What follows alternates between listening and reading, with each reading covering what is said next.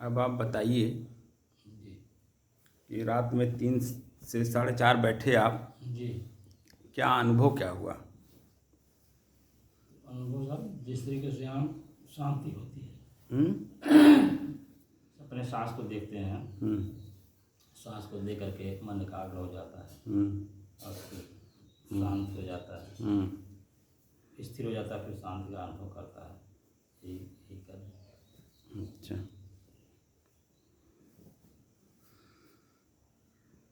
आलस निद्रा तंद्रा तो नहीं आने लगती है?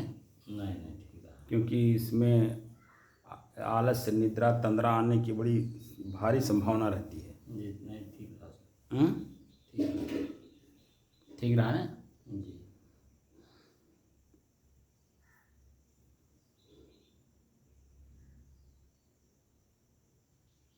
कोई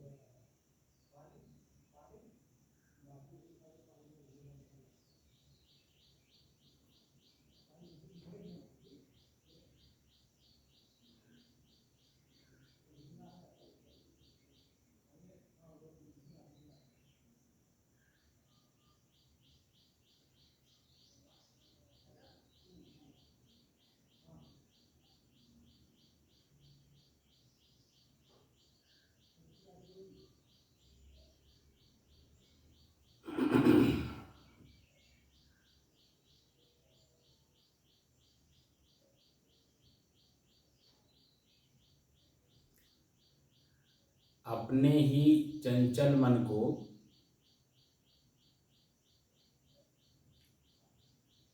अपने ही बस में करने की दृष्टि से साधना करते करते आज 609 दिन हो गए। तारीख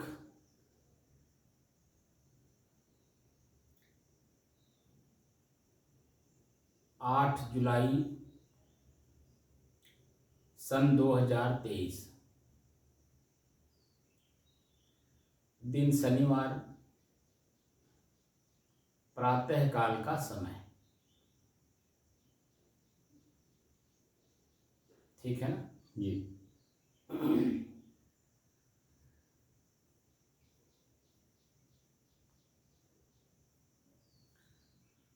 आपने पशुओं को देखा?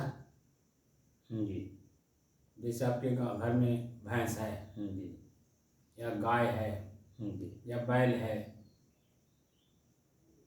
या छुट्टा पशुओं को भी आपने देखा होगा। जी।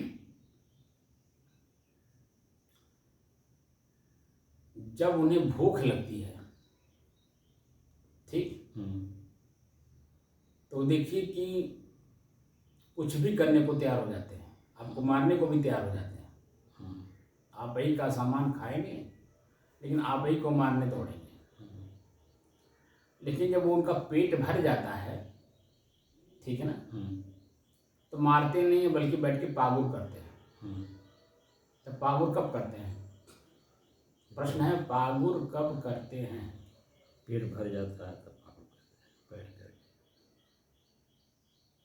जब सारे तरफ से निश्चिंत हो जाते हैं, न भूख है, न प्यास है, न उनकी अन्य इच्छाएं हैं, तो बैठ के पागुर करते हैं शांतपूर्वक। क्या करते हैं? शांत पूर्वक करते हैं पागुर। वही दशा हमारी और आपकी भी है। लेकिन वही पागुर क्या उनकी स्थिर रहती है?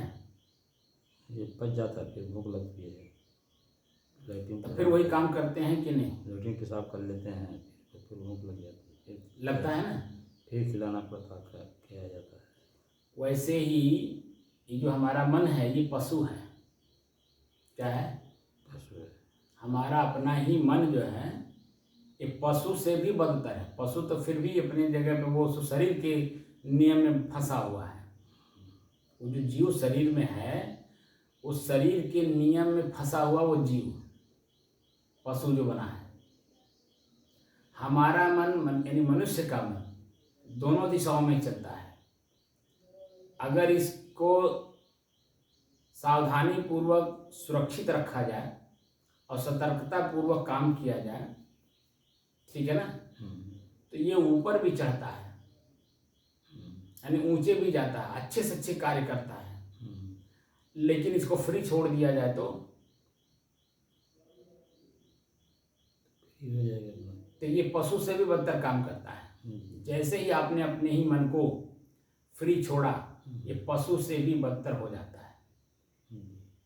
तो मैं जो साधना सिखा रहा हूँ वो चेतना की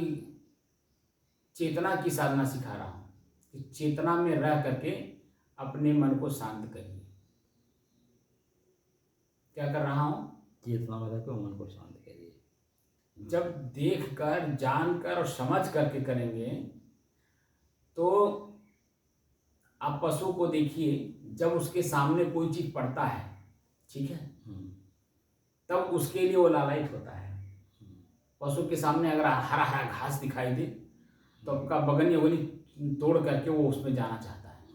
आप पकड़े भी हैं, उसको भी, आपको भी छुड़ा के भागना चाहता है। आप मान लीजिए बैल है या सांड है या भैंसा है या भैंस ही आपकी है,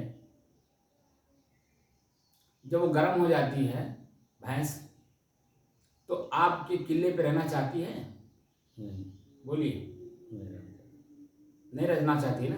तृप्ति चाहती है। हाँ, अपनी तृप्ति चाहती है। हाँ, अपनी तृप्ति चाहती है। तो वह शरीर के नियमों में बंधी हुई है, इसलिए तो चिल्लाएगी, आपको खाने नहीं देगी, आपको रहने नहीं देगी आपके अपने घर में, इतना चिल्लाएगी। अपने तो खाएगी ही नहीं, लेकिन आपको भी खाने नहीं देगी, इतना चिल्लाएगी, जब तक आप उसे सांड के पास या भैंसे के पास नहीं लेके जाएंगे। गाय है तो सांड के पास ले जाएंगे, भैंस है तो भैंसा के पास ले जाएंगे। और जब तक उसे अपनी तृप्ति नहीं मिल जाएगी, तो आप देखो पुराने जमाने में गांव लोग लेकर के भैंस को घूमते थे। आज भी लेकर के घूमते हैं कि नहीं? गांव के लोग घूमते हैं, जहाँ होता है भैंसा ले जाते हैं, जहाँ सांड भैंसा मिलेगा वहाँ लेकर के जाते हैं उसके पास। और भैंसा भी जैसे ही उस भैंस को देखता है तैसे ही, या जो जिसकी भैंस है वो बुलाता भी तो है उसको शब्द बोल के। देखिए भैंस चिल्लाती हुई ले जाती है। भैंस चिल्लाती हुई खुद जाती है। नहीं, भैंस चिल्लाती हुई भी जाती है, लेकिन कभी कभी आपने देखा होगा कि बुलाते भी हैं, लोग बुलाते भी हैं, वो शब्द भी तो बोलते हैं। भैंसा आओ, मैं भैंस को लेके आया हूँ, ऐसे थोड़ी बोलते हैं, उसकी भाषा में बोलते हैं। क्या बोलते हैं? शब्द बोलते हैं कि नहीं? अर्र, इस तरह बोलते हैं नहीं? तो ये जो अर्र की आवाज है, शब्द है, वो उसके कान में जाता है तो समझ जाता है मुझे क्यों बुलाया जा रहा है। मुझे क्यों बुलाया जा रहा है वो आवाज से ही पकड़ लेता है। और वो भी जब अपनी जगह जहाँ भी रहता, बैठा रहे या शांति से हो, जैसे भी हो, जहाँ भी हो, खड़ा भी हो, तो वो जैसे उसके कान में अर्र की आवाज आती है, वैसे ही वहां से वो चल पड़ता है। चल पड़ता है कि नहीं? चल पड़ता है। तो दोनों जब एक मिलन होती है, तो वो मिलन क्या बार बार साल भर रोज होता है? एक ही बार होता है। मिलन हो गया, उसकी तृप्ति हो गई, वो अपने स्थान पर, वो अपने स्थान पर। हमारी मनोदशा भी यही है ना। हम जो शांत बैठे हैं, जिसे जब हम लोग बैठते हैं तभी तो श्वास को देखते हैं। जब हम लोग बैठना बंद कर देते हैं और जब तक पुनः नहीं बैठते हैं, तो क्या अपने श्वास को बीच बीच में देखते हैं? हाँ, देखा जाता है। नहीं देखते हैं, झूठ ना बोलिए। इसलिए नहीं देखा जाता है कि आंख बाहर की तरफ है, कान बाहर की तरफ है, जीभ बाहर की तरफ है, पैर बाहर की तरफ है, और मन भी हमारा बाहर की तरफ है। यानी मन को शांत किया जाता है, सब भले आँख खुला रहे तब भी सांस दिखाई देता है। तो जो हम जब देख करके काम करते हैं, हम जो कहना चाह रहे हैं आप हमारी बात को समझिए, जी। हम कहाँ पे क्या बात कर रहे हैं। जैसे मान लीजिए आप श्वास को देखिए, मन शांत हो गया, बैठ गए, एकदम बिल्कुल मस्ती में आ जाते हैं। और मस्ती ऐसी होती है,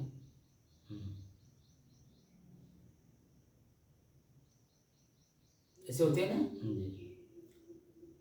मैं चेतना में रह के मन को शांत करने की बात कर रहा हूँ। जब मन चेतना में रह के शांत करेगा तो देख कर, जान कर और समझ करके करेगा।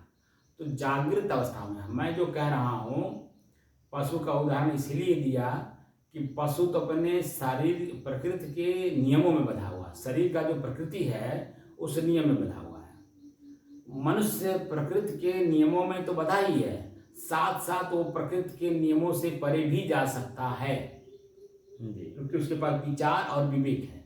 दूसरी बात, विचार और विवेक पशु में भी है, ऐसा नहीं है नहीं है, लेकिन उसको कर्म करके अपने कर्म को मिटा नहीं सकता है। दूसरा कर्म करके अपने किए हुए कर्म को मिटा नहीं सकता, क्योंकि उसको स्मृति नहीं रहती है, ख्याल में नहीं रहता कि मैंने पहले कोई काम किया है। मनुष्य करता है तो वो उसकी स्मृति में रहता है, ख्याल में रहता है। तो वो जब दोबारा उस काम को करने चलता है तो पिछला याद कर लेता है, अरे भाई पीछे ये काम किए थे, इस काम का परिणाम ये आया था, तो करना है कि नहीं करना। तो वहाँ पे फिर विवेक स्थिति आ जाती है, करेंगे तो इसका परिणाम यही आएगा, और नहीं करेंगे इसका परिणाम नहीं आएगा, तो ये फल प्राप्त होगा। हम शांत होकर के बैठे, श्वास को देखिए, लेकिन जैसे ही आपके आँख के सामने सेब आ जाएगा, ठीक है, सेब को देख करके तुरंत अपना जो स्थिति है शांति की वो भूल जाएगा। सेब का स्वाद आपके दिमाग में आ जाए, क्योंकि सेब खा चुके हैं। और जैसे सेब का स्वाद आपके दिमाग में आया और अपनी शांति भूल गए, और उसी को पाने के लिए तुरंत लालायित हो जाएंगे। मैं सेब का उदाहरण क्यों दिया, क्योंकि सेब जो है स्वादिष्ट भी होता है, शरीर के लिए लाभदायी भी होता है, और वह उत्तम फल में आता है। वो हिंसकी में नहीं आता, अहिंसा में आता है। लेकिन उसका जो एक बार स्वाद हमने ले रखा है, मस्तिष्क में वो बैठा हुआ है। जैसे ही सेब का रंग, सेब का फल आपने देखा, वैसे ही जो है आपकी मनोवृत्ति उसी में फंस गई। बात को समझे। लेकिन जब हम उसके बारे में जानते हैं तभी तो उसके पीछे दौड़ते हैं। अगर वो बेर का हो फल, तो बेर के फल में उतनी आसक्ति और उतना आकर्षण नहीं होगा जितना सेब में था। सेब बेर के बाद दूसरे नंबर पे हम मान लीजिए रख लिए अमरूद को, तीसरे नंबर पे बेर है, पहले नंबर पे सेब, दूसरे नंबर पे अमरूद, तीसरे नंबर पे बेर। तो सेब की अपेक्षा जो अमरूद है उसका स्वाद दूसरा होगा। तो सेब की अपेक्षा जो अमरूद है उसमें आकर्षण कम होगा, और अमरूद से आकर्षण कम होगा बेर में। लेकिन सेब जैसे ही सामने पड़ा, क्योंकि हमने और समाज ने मान रखा ये उत्तम फल में आता है, तो वो बेर, अमरूद और सेब रखा हो तो तीनों में से आप देखिए सेब ही उठाएंगे, पहले बेर नहीं उठाएंगे ना अमरूद उठाएंगे, सबसे पहले आप सेब उठाएंगे। क्यों? क्योंकि उसका स्वाद पता है। लेकिन वह दुख का कारण भी है, क्या इसके बारे में जानकारी है? नहीं। क्योंकि जो सेब है वो हमारे घर में, हमारे पौधे में फल नहीं होता है, वह दूर से आता है, और दूर से लाने वाला व्यापारी होता है। व्यापारी अगर उसके व्यापार में लाभ नहीं होगा तो वो अपना सामान आपको देगा? नहीं देगा। सेब जो है, अब यहाँ पर आप देखिए, सेब खाना अच्छी बात है, हमने खा भी रखा, उसका स्वाद भी ले रखा है, लेकिन पास में पैसे नहीं है। ये साधकों की बात हो रही है, साधकों की।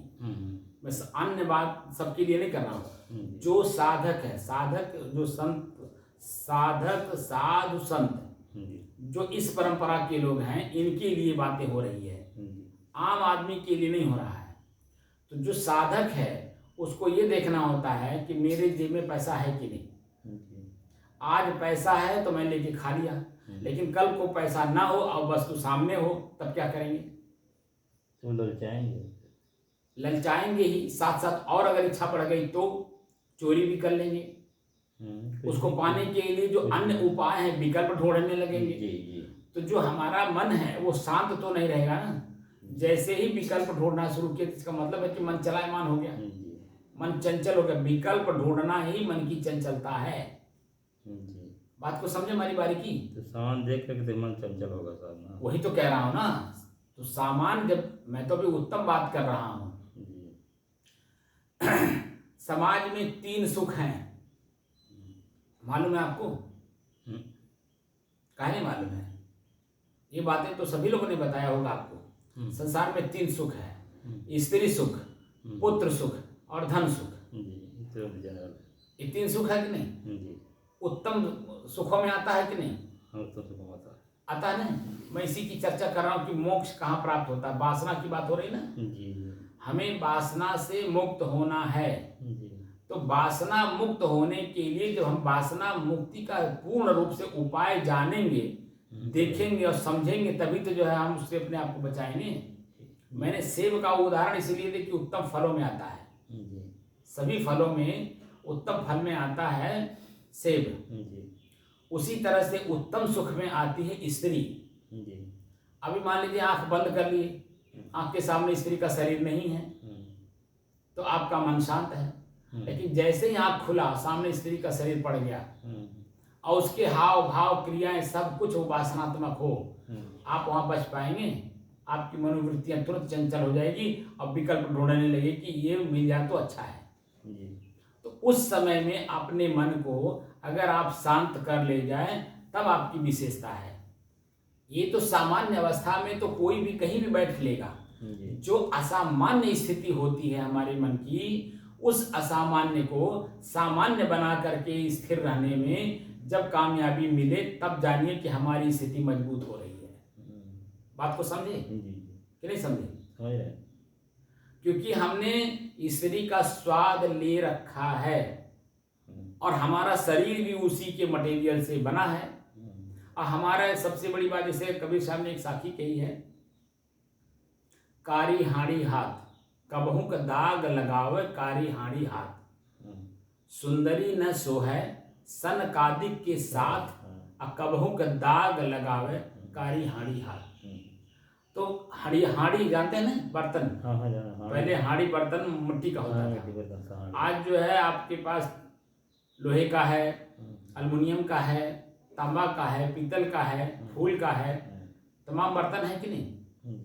लेकिन जब आप खाना बनाते हैं चूल्हे पे और नीचे से आग जलाते हैं, तो आग तो जलता ही जलता है, साथ साथ उसके धुआं भी निकलता है कि नहीं? जो धुआं है वो बर्तन में लगता है कि नहीं? तो वही उसमें कालिक है। धुआं ही उस पर जो लगता है बर्तन पर, वो कालिक हो गई। तो कालिक से लगा हुआ बर्तन आप हाथ में लेके चल रहे हैं, तो कब आपके शरीर में या आपके कपड़े में वो कालिक पुत जाएगा, उसको आपको पता है? तो ये जो हमारा शरीर है, ये हाड़ी है। ये इंद्रियां जो है हमारी, ये धुआं है और कालिक पोत करके हम चल रहे हैं। यही हमारी इंद्रियां कब कहाँ पे हमको दाग लगा देंगी, कुछ पता है? क्योंकि जिस इंद्री के सामने जो विषय पड़ता है, उसी में हमारा मन विकल्प ढूंढने लगता कि कैसे मिले। तो वही तो चंचलता है। जो कल मैं 3 प्रश्न किया था, चंचलता, एकाग्रता, स्थिरता और शांति क्या है, प्रश्न किया था कि नहीं? तो चंचलता का मतलब होता है विकल्प ढूंढना। जैसे ही मन मतलब आंख में, आंख खुला, दृश्य सामने पड़ा और पीछे जो मन है उसका विकल्प ढूंढने लगा कि कैसे मिले। अब कैसे मिले, तो कितने प्रकार की बातों को सोचता है। मांगने से मिल जाएगा, झूठ बोलने से मिल जाएगा, सीधे सीधे कहने भैया हमको भूख लगी, हमको खाना, हमको स्वाद लग रहा है, इसके स्वाद बहुत अच्छे होते हैं, हमको चाहिए, मिल सकता है क्या, या हमें सीधे सीधे दे दीजिए। तो ऐसे कहने से तो आदमी देगा नहीं। तो अब उसमें विकल्प ढूंढा कि कैसे हम इसके कान में आवाज़ डालें कि प्रभावित हुए हमें दे दे। तो सब बातों को सोच करके या बोल करके देख लिया, लेकिन नहीं दिया, तब उसी में चोरी करने का मन बनता है। चोरी करने से भी अगर वो नहीं प्राप्त कर पाया तो डकैती डालता है। अंतिम विकल्प डकैती है। तो डकैती का मतलब होता है कि अगर सीधे मांगने से दे दिया तो ठीक है, नहीं तो उसके ऊपर हम कोई भी है जो हथियार उसके पास होगा वो हथियार चला करके भी हम उसे छीन लेंगे, यानी उसको मार करके भी हम ले लेंगे। ये स्थिति उसकी आती है। यही स्थिति जो है आप देखिए विकल्प ढूंढता है। हमारा जो मस्तिष्क है सामने दृश्य पढ़ने पे आपके वो विकल्प ढूंढने लगता है, और वो विकल्प किस स्थिति तक जा रहा है, आज की वर्तमान की स्थिति, दयनीय स्थिति इसी पर है। वर्तमान आप देख रहे हैं ना, वर्तमान में पेपर देख लीजिए, सोशल मीडिया देख लीजिए, टीवी देख लीजिए, समाचार पेपर सुन लीजिए, जहां देखिए तहें आदमी अपने मन को फ्री छोड़ दिया है। और जैसे फ्री छोड़ा उसमें सावधानी, सतर्कता, भय, डर, समाज का डर, अपना डर या यथास्थिति का ज्ञान नहीं उसको, इसीलिए वो फ्री छोड़ दिया। और जब फ्री मन हुआ, जैसे पशु फ्री हो जाता है जब, तो सींग कब मारेगा, दांत से कब काटेगा, नाखून से कब आपको खरोच लेगा, कुछ पता है नहीं। ऐसे हमारा मन पशु से भी बदतर हो जाता है। कब क्या करवा देगा आपके हाथ से, कब आपके पैर से क्या करवा देगा, कहाँ ले जाने के लिए प्रेरित कर देगा, वह आप कुछ नहीं समझ सकते। क्या हाथ से क्या चलवा देगा, लाठी चलवा देगा, भाला चलवा देगा, फरसा चलवा देगा, या गोली चलवा देगा, या ईंट पत्थर चलवा देगा, कुछ पता है आपको? क्योंकि उसे अपनी चीज को प्राप्त करने के लिए वह उपाय ढूंढ रहा है, विकल्प ढूंढ रहा है। तो क्या है, उसने जो स्वाद ले रखा है पहले से, वही तो मन है, स्मृति में उसके आ गई, और उसके आगे पीछे कुछ विचार नहीं है, तो वह उसी चीज को पाने के लिए जिस भी स्तर से वो मिले वो पूरा करता है। ये सबके घट घट की बात है कि नहीं? जी जरूरी बात है, सबके घट घट की बात है। कोई ये नहीं कह सकता, मैं भी ये नहीं कह सकता हूं कि मेरा मन मुझे कब कब किस किस रूप में, मुझे विकल्प के रूप में खड़ा ला करके करता है। विकल्प सोचने में चंचल कर देता है, जब तक वो चीजें मिल नहीं जाती हैं तब तक जब चंचल कर देता है। बात को समझे नहीं?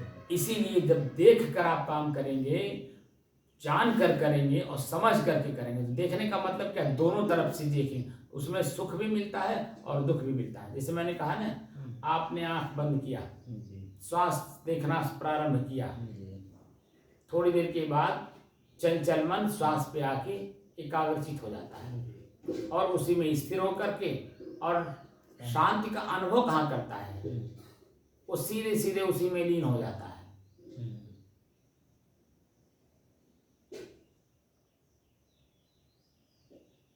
शांति का अनुभव नहीं करता है, सीधे सीधे उसी में लीन हो जाता है। तो जैसे लीन होता है तो वहां तीन चीजें मिलने लगती हैं, आलस्य, निद्रा, जमुआई। अपने शरीर की स्थिति का ज्ञान स्वतः नहीं रह जाता है, तो हमारी शरीर की स्थिति बिगड़ने लगती है, अपने आप बिगड़ने लगती है। देखिए जब चेतना में हम लोग हैं तो सर ऊपर है कि नहीं, नीचे नहीं हो रहा है। तो जो शांति का अनुभव करना है वो चेतना में करना है। तो चेतना में करने की जो शैली मैं सिखा रहा हूं बार बार, वो पकड़ में नहीं आ रहा है आप लोगों के। आप लोग अभी पकड़ नहीं पा रहे हैं हम जिस की बात कर रहे हैं, क्योंकि आप तो ये समझते जो मैं हूँ यही ये भी हैं, जो मैं दाल भात खा रहा हूँ ये भी खा रहे हैं, जो कपड़ा मैं पहन रहा हूँ वो भी कर रहे हैं, जिस परिस्थिति में मैं हूँ उसी परिस्थिति में ये भी हैं। लेकिन मेरे मन स्थिति को तो नहीं जानते ना आप। मैं जो अपने स्वयं जीवन में पालन कर रहा हूँ और अपने मन पे ही सवार रहता हूँ, ये स्थिति तो नहीं ना पता आपको। कोई भी चीजें मेरे सामने रख दीजिए, मुझे आकर्षित नहीं कर सकती ना। मैं जब आकर्षित नहीं होऊंगा तो उसे पाने के लिए कोई विकल्प ढूंढूंगा? यही तो मेरी शांति है, क्योंकि मैं जान करके कर रहा हूँ कि सामने वस्तु है, लेकिन मुझे उसको पाने के लिए विकल्प नहीं ढूंढना है। तो जो वासना उम्र के हिसाब से वासना पूर्ति के सामान जब हमारे आंख के सामने, हमारे कान के सामने पड़ता है, ठीक है ना, उसमें विकल्प ढूंढने के लिए मन को हमने फ्री छोड़ दिया। लेकिन अब यहाँ पर मन को फ्री नहीं छोड़ रहे हैं, बल्कि मन को पकड़ करके रखे हैं। मन उसमें लालायित होता है, कैसे मिले, तो तुरंत उसमें आप उत्तर दीजिए, इसी अपने मन को उत्तर दीजिए अंदर से, क्या है उसमें जिसको तुम पाना चाहते हो। अरे यार उसमें सुख है, आनंद मिलता है, कितने देर मिलता है, अरे यार जितने भी देर मिलता हो, इससे तुमको क्या मतलब। ये अपना ही मन अपने को समझाता है, अपना ही मन इसी तरह से अपने आप को समझाता है और समझा करके ले आकर के उसी में भिड़ा देता है। और जब भिड़ जाता है और भिड़ करके जब अपने शरीर का क्षति कर लेता है, अपने चरित्र का हरासमेंट कर लेता है, हनन कर लेता है, तो आप देखिए उस समय में क्या पश्चाताप में डूबता है, यार तुम्हारी बात मान लिए होते तो ये दशा ना होता। ये क्रोध उत्पन्न होता है हिंसा के लिए। उस समय में भी आपके अंदर में दो वृत्तियां काम करती है, अरे यार छोड़ो यार, न मारो, चलो यहाँ से। अरे कैसे छोड़ दे यार, ये हमको जानवर क्या समझ रखा है, हमको ऐरू गैरू न तो खैर समझ रखा है क्या। अपने ही मन देखिए किस तरह से हमको विकल्प ले जाकर के उस गर्त में ले जा ढकेलने के लिए क्या क्या बातें बोलता है। और करवा करके बाद में उसी आदमी से पूछिए, यार मन तो कर रहा था ना करो, बार बार मना कर रहा था मन, लेकिन हमने नहीं माना, अपने ही मन को दबा दिया मन।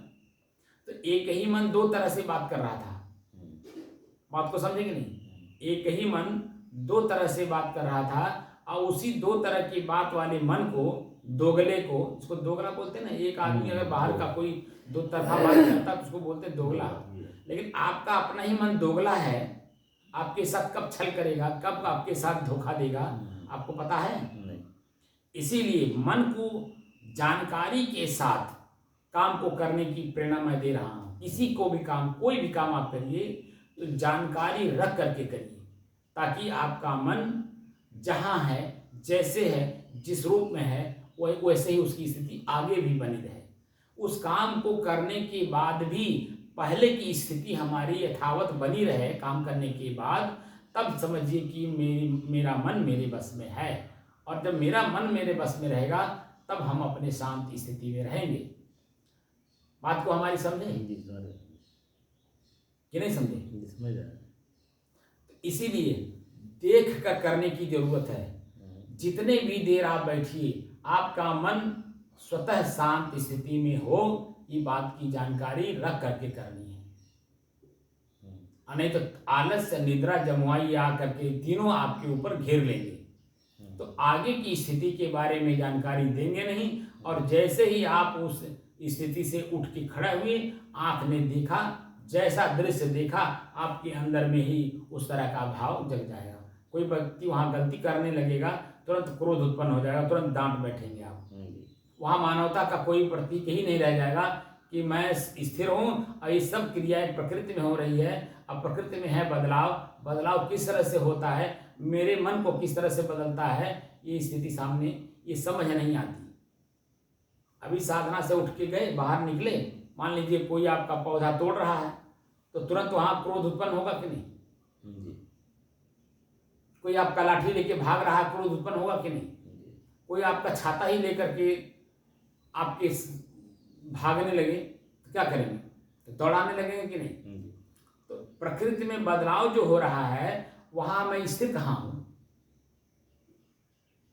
यह जो स्थिति हम यहाँ आपको अभ्यास करा रहे हैं, ये कर्म करते समय भी होनी चाहिए। हमारी स्थिति कैसी पहले थी कर्म करने के, कर्म करते समय कैसी है, और कर्म करने के बाद कैसी होगी। जब देख के करेंगे तभी तो समझ में बात आएगी, और तभी तो कर्म करने से दोबारा जब कर्म करना हो तो करना है कि नहीं, ये बातें सामने जब आएगी। तो अगर उसमें लाभ मिला होगा तो काम करेंगे, अगर हानि हुई होगी तो उसको नहीं करेंगे। क्योंकि आगे कोई भी काम आदमी करता है लाभ के लिए करता है, न कि हानि के लिए करता है। बात को समझे कि नहीं।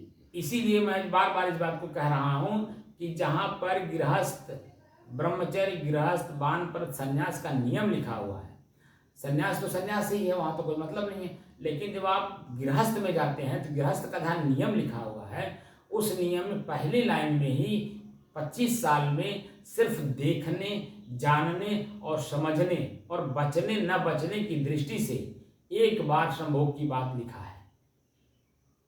लेकिन क्या इस बात को हर आदमी समझ रहा है?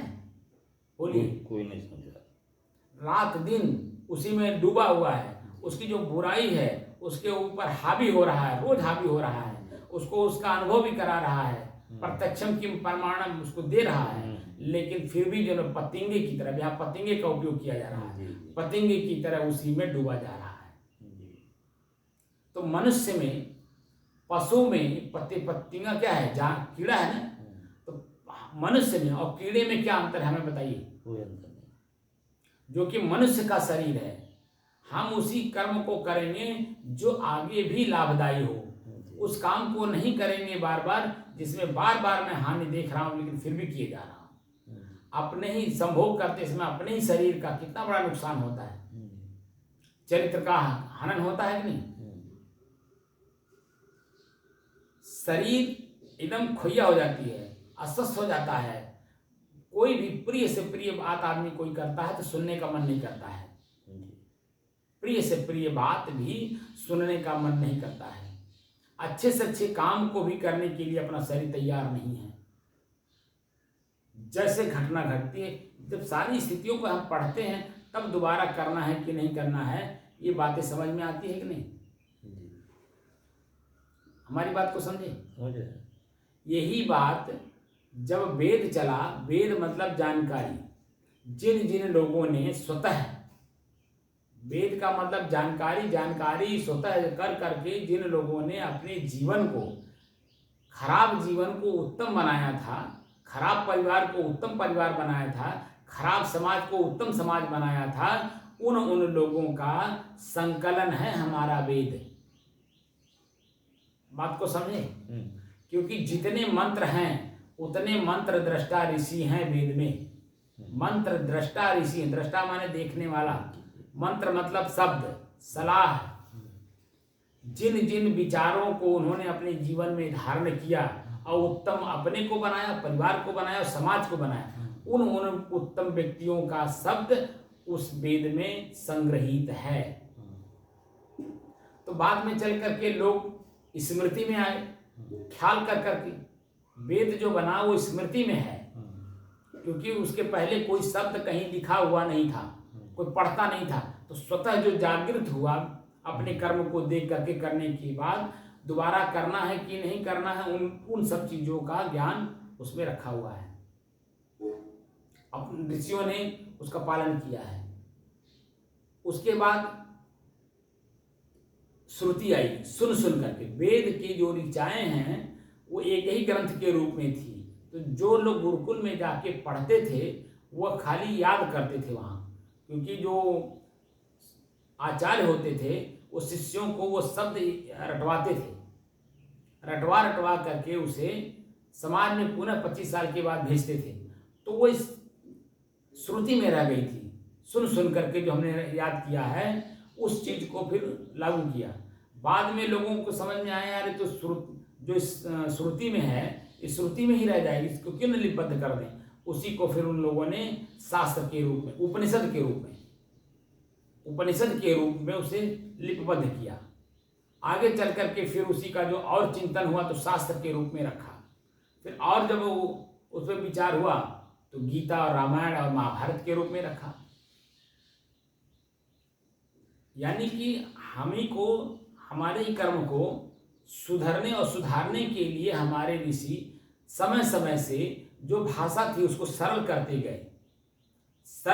गए ताकि हमारे बच्चे, हमारे लोग इस बात को समझ करके अपने जीवन, जो दुखी जीवन है, इसको सुखी बना सकें, उत्तम जीवन बना सकें अपने आप को।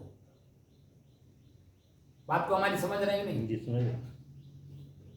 इसलिए श्रुति सुन सुन करके, स्मृति विचार करके जो कार्य किए जाते हैं, सुना हुआ मतलब उत्तम पुरुषों की बात को सुन रखे हैं, तो उनकी बात को जब हम धारण करते हैं, जैसे हम संत लोग कहते हैं भाई मांस ना खाओ, एक शब्द कह दिए मांस ना खाओ, दारू ना पियो, सुरती बीड़ी पुकार ये सब मत खाओ।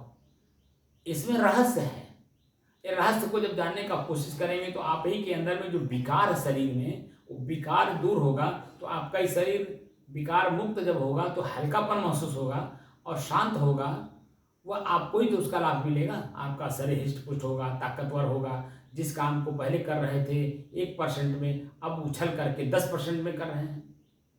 उत्साह, उमंग, काम करने की क्षमता अपने आप आपके शरीर की बढ़ गई कि नहीं? बढ़ेगी। सुरती खाएंगे तो सुरती ओंठे तक रह जाएगा, खाली मन की चंचलता बढ़ा देगा, लेकिन शरीर को हमारे संतुष्ट नहीं करता है। भोजन करेंगे तो रस बनेगा, खून बनेगा, बीर्ज बनेगा, ताकत होगी, शरीर से काम करने की क्षमता बढ़ेगी। लेकिन सुरती खा करके क्या मिलेगा हमें बताइए? तो जो हमारा लार्वा है, जो भोजन को पचाता है, जो हमारे शरीर की कुछ शक्तियां हैं, बीर्ज के बाद जो हल्की चीजें रह जाती हैं, वो लार्वा है। वो लार्वा भी जो हमारा मुंह से निकल जाता है तो हमारे शरीर की गति को क्या करता है? धीरे धीरे धीरे धीरे खोड़ बनाता चला जाता है। मांस गला देगा, काम करने की क्षमता कम कर देगा, उत्साह उमंग खत्म कर देगा, मुंह में जो सुगंधी थी वो उसको दुर्गंध में बदल देगा, दांत काला कर देगा। कितनी बुराई है उसमें।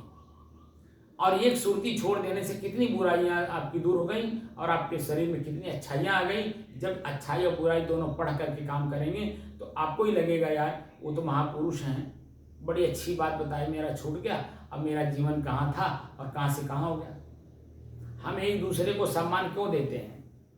इसीलिए जो बातें हमारे स्मृति में नहीं, हमारे ख्याल में नहीं है या हमारे जानकारी में नहीं है, कोई व्यक्ति अगर हमें जानकारी दे देता है तो उस काम को जो हम कर लेते हैं उसके एवज में जो हमें फल उत्तम के रूप में मिलता है, मन प्रसन्न होता है, आनंदित होता है, उत्साहित होता है, उमंग मिलता है, किसी काम को करने के लिए प्रेरणा में मिलता है।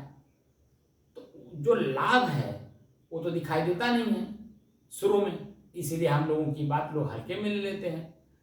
तो बीड़ी नहीं छोड़ेंगे, सुरती नहीं छोड़ेंगे, पान पुकार नहीं छोड़ेंगे, मीट मांस मछली दारू नहीं छोड़ेंगे, तो उसकी जो लाभ है कैसे पाएंगे आप बताइए?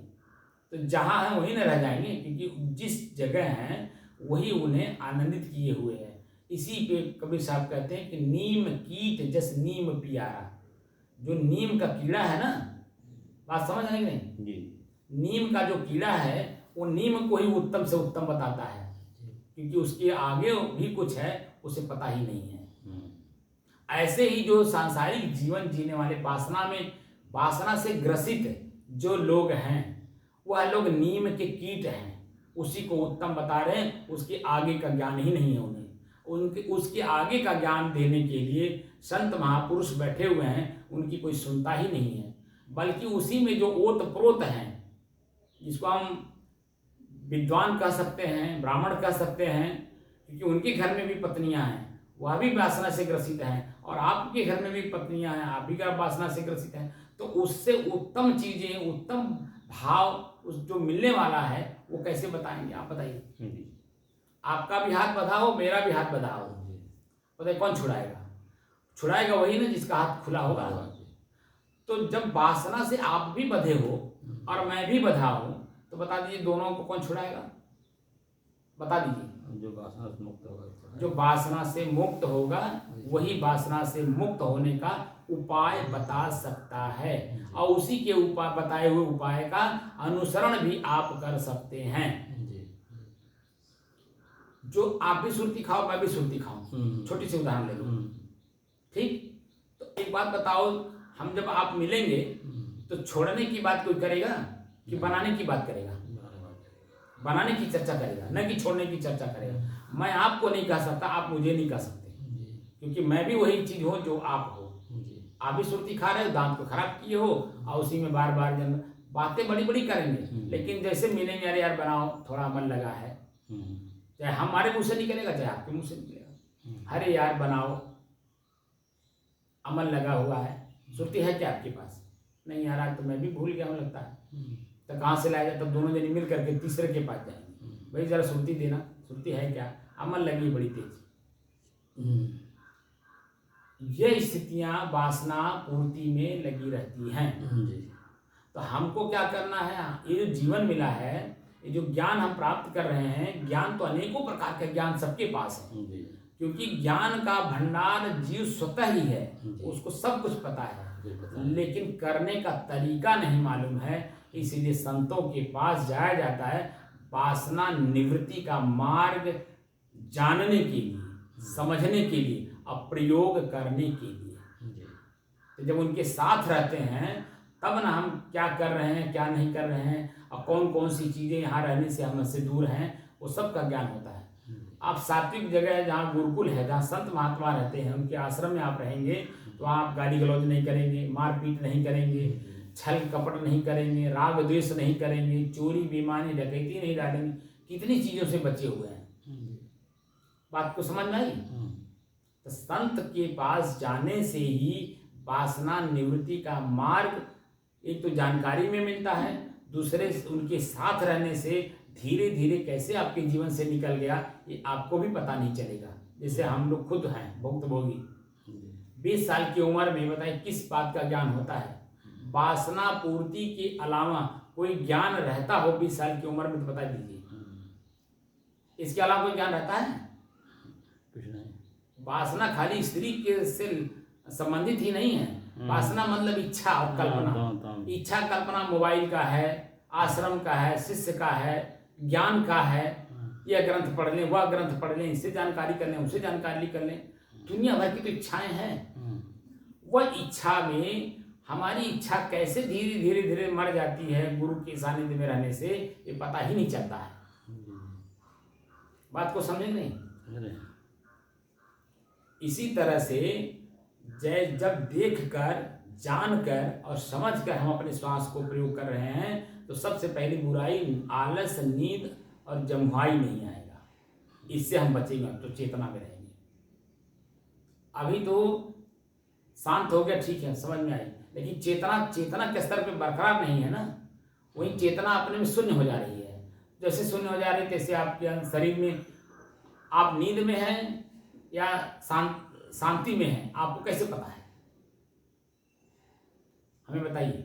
शरीर भले बैठा है लेकिन जो मन की स्थिति है वो नींद में है, आलस्य में है, जमुहाई में है या शांति में है, ध्यान कर रहे हैं, आप कैसे जानेंगे?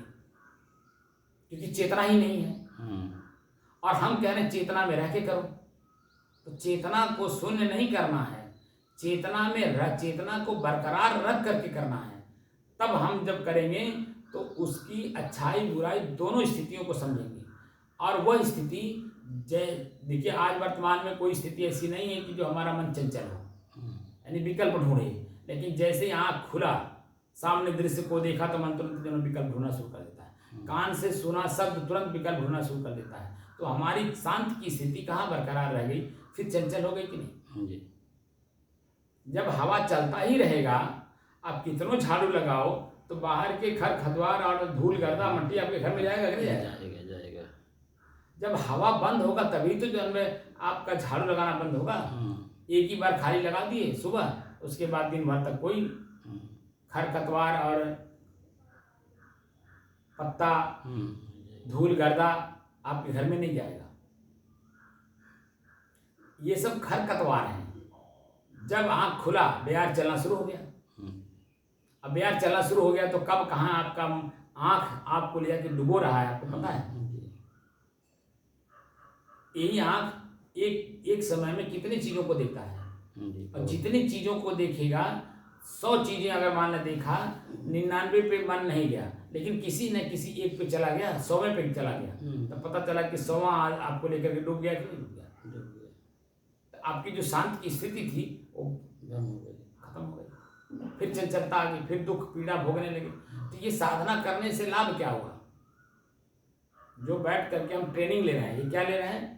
ट्रेनिंग ले रहे हैं। अब ट्रेनिंग में कार्य करते हुए नहीं कराया जाता है। ट्रेनिंग स्थिर चित्त रख करके कराया जाता है। और दूसरा ट्रेनिंग में दूसरे सीनियर के साथ बैठा करके अभ्यास करवाया जाता है कि आपको इस कार्य को ऐसे करना है। जैसे हमने जजेज को देखा है, जो जज ट्रेनिंग ले करके सीधे पोस्टिंग करते हैं तो वो पोस्टिंग तो करा दी जाती है, लेकिन डायरेक्ट उनको फ्री होल्ड नहीं छोड़ा जाता है। किसी सीनियर के साथ 1 आध महीना 2 महीना बैठ करके वो अभ्यास करते हैं। कौन से फाइल में किस तरह का शब्द लिखना है, कौन से फाइल में किस तरह की प्रकृति है, वो पूरा पढ़ते हैं। पढ़ने के बाद तब उसमें डिसीजन दिलवाते हैं। तो इसमें ये चीज़ है, इसमें ये चीज़ है, इसमें ये चीज़। एक ही जज को मैं देखता हूँ 100 फाइल लेके बैठे हैं, दूसरा जूनियर जो जज हैं जो सीखने के लिए बैठे हैं वो सब पर ध्यान रखते हैं, देखते हैं कि इस पर क्या कर रहे हैं, इस पर क्या कर रहे हैं, किससे क्या बोल रहे हैं, किसको क्या शब्द से समझा रहे हैं, कौन से कानून किस फाइल में लगेगा।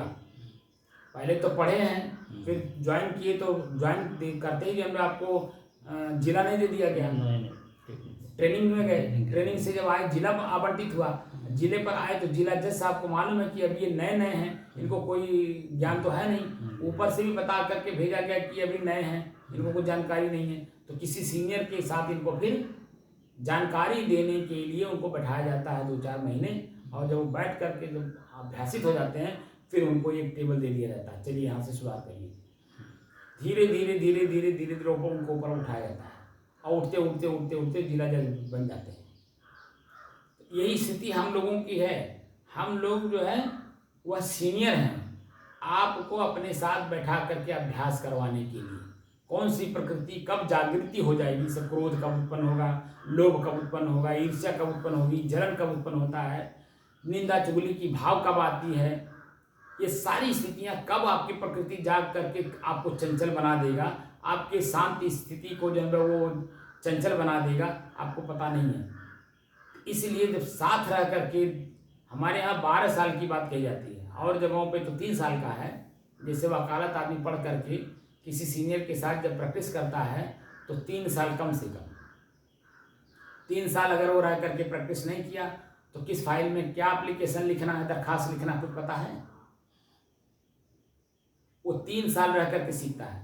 लेकिन हमारे यहाँ 12 साल की बात कही जाती है, 12 साल, 1-2 साल 3 साल की बात नहीं करता, सीधे 12 साल की बात करता है। तब जा करके हमारे अपने ही शरीर पर हमारी अपनी स्वयं की पकड़ बनती है। अगर 12 साल गुरु के सानिध्य में रह करके अपने ही शरीर को अपने बस में नहीं कर पाए, तब आप तो फ्री होल्ड हैं। आप मतलब आपका मन फ्री होल्ड है।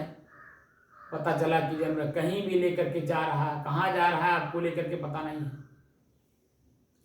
जब हमारा शरीर हमारे बस में होगा तो सतर्क और सावधान रहेगा, भयभीत भी रहेगा कि कोई ऐसा कार्य ना हो जाए ताकि मेरा मन, स्थिर मन चंचल हो जाए। तो अपने श्वास को देखने का मतलब जागृति पैदा करना। श्वास और मैं अलग अलग हूँ, अपने श्वास को देख रहा हूँ। तो श्वास में मैंने प्रश्न किया था कैसे चल रहा है, तो श्वास कैसे चल रहा है जब अलग होकर के देखेंगे तभी तो समझ में आएगा कि हमारा श्वास कैसे चल रहा है। श्वास की गति तेज है, मध्यम है या धीमी है।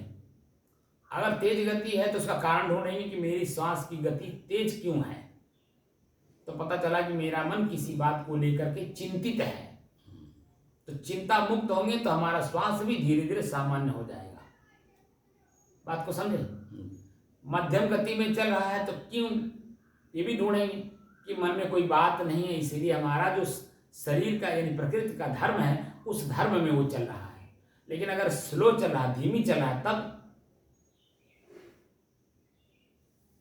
मध्यम से धीमी हुआ, इसका मतलब है कि हमारे शरीर में किसी प्रकार का रोग है। मन में नहीं है लेकिन शरीर में है। हमारे श्वास की गति धीमी है, इसलिए धीमी है कि मेरे शरीर में कोई रोग है, सांस ले नहीं पा रहा, श्वास ले नहीं पा रहा है। तो श्वास को सामान्य बनाने के लिए, शरीर को स्वस्थ करने की दृष्टि से हम डॉक्टर और वैद्य के पास जाते हैं, हकीम के पास जाते हैं। उनको पता रहता है, उनको दवा मालूम होता है, वह दवा देते हैं। हमारा जो धीमी गति से श्वास चल रहा था वो सामान्य हो जाता है। ना तेज गति ना धीमी गति, जैसी प्रकृति शरीर को चाहिए वैसे चलने लगता है। तो जब हम श्वास को देखेंगे तब समझ में आएगा श्वास कैसे चल रहा है, प्रश्न पहले ढूंढना है। फिर दूसरा प्रश्न मैंने कहा था क्या मिल रहा है, श्वास में क्या मिल रहा है, क्या शब्द का प्रयोग हुआ। पहले शब्द का प्रयोग कैसे, दूसरा शब्द प्रयोग हुआ क्या है। तो श्वास में क्या मिला, 6 चीजों में से एक चीजें क्या मिल रही हैं। सुगंध दुर्गंध, ठंड गरम शीतल, या इन सब में सामान्य। तो सामान्य की जो स्थिति है वो हमारे शरीर की प्रकृति है, मेरी प्रकृति नहीं, शरीर की यानी प्रकृति का प्रकृति है। इसलिए सामान्य चल रहा है। तो शरीर में कोई रोग, कोई व्याधि, न कोई सुख, न कोई दुख, न हानि, न लाभ, न प्रसन्नता, न दुख, कुछ भी नहीं, एकदम सामान्य स्थिति रहेगी। ये आपके शरीर की और आपके स्वयं की स्थिति एक जैसी हो जाती है। सामान्य जो स्थिति होती है वो आपकी और आपके शरीर की दोनों की स्थिति जब सामान्य होती है तब ऐसी होती है। लेकिन जैसे ही आंख खुला,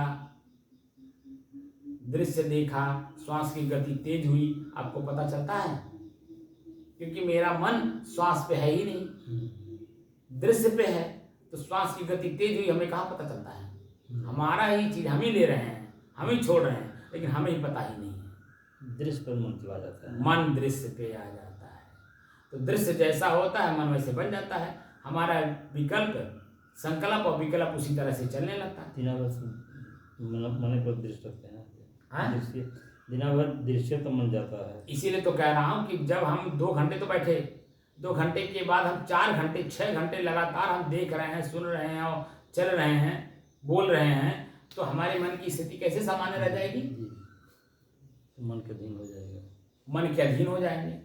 इसीलिए कह रहा हूँ कि एकांतवास, ऐसे जिसको वास्तव में उस लेवल पे जाना हो, उसको एकांत की जरूरत है। तो एकांत में जाने से पहले तैयारी भी करना पड़ता है। ऐसा नहीं कि डायरेक्ट चले गए तो हम वहाँ आप एकांत में पहुँच गए। एकांत में जाने के भी संसाधन जुटाने पड़ते हैं। क्या?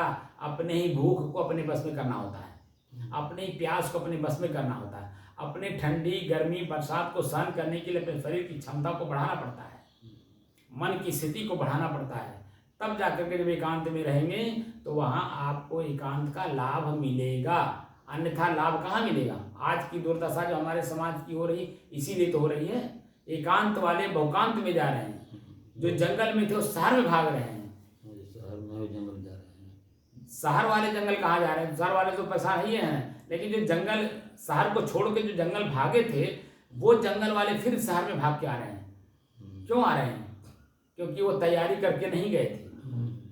इसीलिए जो स्थितियां वहां पैदा हो रही हैं, उन स्थितियों को पूरा करने के लिए शहर में नहीं जाएंगे तो पूरा कौन करेगा? तो आपके मन की जो शांति की स्थिति है, स्थिरता की जो स्थिति है, वो अपने आप चंचल होगा कि नहीं होगा? तो आप तो चले थे चंचलता को स्थिरता में बदलने, पता चला अब स्थिरता में जाने के बाद भी चंचलता का काम आप कर रहे हैं, तो आपकी स्थिरता कहाँ रह गई? नहीं रह जाएगी ना। यही दशा जो हो रही है समाज में आज, जो डिप्रेशन, अंग्रेजी में डिप्रेशन कह रहे हैं, चिंताएं हिंदी में चिंता कहते हैं, चिंताएं इतना हम स्वयं बढ़ा ले रहे हैं कि स्वयं हमारे शरीर की जो दुर्गति हो रही है हम स्वयं भोग भी रहे हैं। हार्ट अटैक हो रहा है, सबसे पहले तो ब्लड प्रेशर बढ़ रहा है, दूसरे शुगर बढ़ रहा है, तीसरे में ब्लड शुगर बढ़ रहा है, चौथे में हार्ट अटैक बढ़ रहा है, पांचवा में ब्रेन हेमरेज हो रहा है, और छठवां में सुसाइड करने का भाव जग रहा है लोगों में। सुसाइड लोग कर भी रहे हैं। ये जो 6 चीजें बढ़ रहे हैं, इनको कंट्रोल कैसे किया जाएगा? कंट्रोल तो होगा मन से ही ना, दूसरा कोई संसाधन नहीं है। जब भी कंट्रोल होगा, जैसे ड्राइवर गाड़ी इंजन में है, जो ट्रेन है, ट्रेन का इंजन आगे होता है, और आगे ही जो कंट्रोल करने के लिए इंजन के अंदर में आदमी होता है, चेतनावान। न कि वो चेतनावान है, वो तो चेतनावान जब चलने लगती तो अपने आप में चेतना में है, लेकिन उसको कंट्रोल करने के लिए चेतना से चेतना उसमें रहती है, जिसको कहते हैं मनुष्य ड्राइवर। वो ड्राइवर ही उसको गति देता है और धीमी भी करता है और रोकता भी है। अगर ड्राइवर ही छोड़ दे, उसमें ना हो और ट्रेन चला दे, आप बता दीजिए क्या दशा होगा? या ट्रेन में ही इंजन के अंदर में ट्रेन चल रही है और ड्राइवर उसमें है, संजोग से सो गया, तब क्या होगा? तो चाहे जहाँ जाएगी। तब जब इंजन के अंदर में इंजन चल रहा है और ड्राइवर सो गया, क्या स्थिति होगी आप बता दीजिए? क्योंकि वो जैसे ही सिग्नल क्रॉस करेगा, दूसरा सिग्नल पे जैसे जाने की कोशिश करेगा, तो जो कंट्रोलर है उसकी चिंता बढ़ जाएगी कि ट्रेन के अंदर में हो क्या, ट्रेन के साथ हो क्या रहा, क्या ड्राइवर नहीं है? ड्राइवर है तो कहाँ है, प्रश्न जगने लगेगा। कहीं डाकू तो नहीं घुस गए हैं, कहीं चोर तो नहीं घुस गए हैं, कहीं कोई उसको मार तो नहीं दिया, कहीं वो ड्राइवर गिर तो नहीं गया। तरह तरह के मन में प्रश्न उठने लगेंगे, जो घटनाएं रोज घटती हैं। ड्राइवर उसमें है खाली सो गया है और ट्रेन चला दिया, ट्रक चला करके सो गया। इसीलिए अभी देखिए नई नई तकनीक उसमें आई कि ड्राइवर को हर 5 मिनट में अपनी चेतना का ज्ञान वो वायरलेस से देना होता है कि वो कंट्रोलर को ये मालूम होना चाहिए कि हमारा ड्राइवर सोया नहीं है, जाग रहा है। इसलिए वो 5-5 मिनट पे, 10-10 मिनट पे, 20-20 मिनट पे बार बार जब उसको जगाने के लिए, चेतना देने के लिए वह उसमें काम करता रहता है। ऐसे ही अपनी चेतना को बनाए रखने के लिए हमारी ट्रेन, शरीर मतलब ट्रेन चलेगी, लेकिन हम चेतनावान जब रहेंगे तो शरीर को कहाँ ले जाना है, कहाँ रोकना है, कितनी गति से चलाना है, ये सब का ज्ञान होगा। तो ये जो 6 चीज़ें बताया हूँ, blood pressure, sugar, blood sugar, heart attack, brain haemorrhage या सुसाइड, ये चीज़ें जो कम होंगी। कम क्या होंगी? बिल्कुल ही नहीं होंगी। जो पालन करेगा उसकी ज़िंदगी में तो आएगा ही नहीं आएगा। जैसे हम लोग भी हैं, शरीर में है कि नहीं है? हैं? तो क्या हमें भूख नहीं लगता है? क्यों नहीं लगता है? क्या हमें प्यास नहीं लगता है? क्या हमें नींद नहीं लगती है? क्या हमें कोई शब्द बोलता है तो उसमें अच्छाई या बुराई का ज्ञान नहीं है?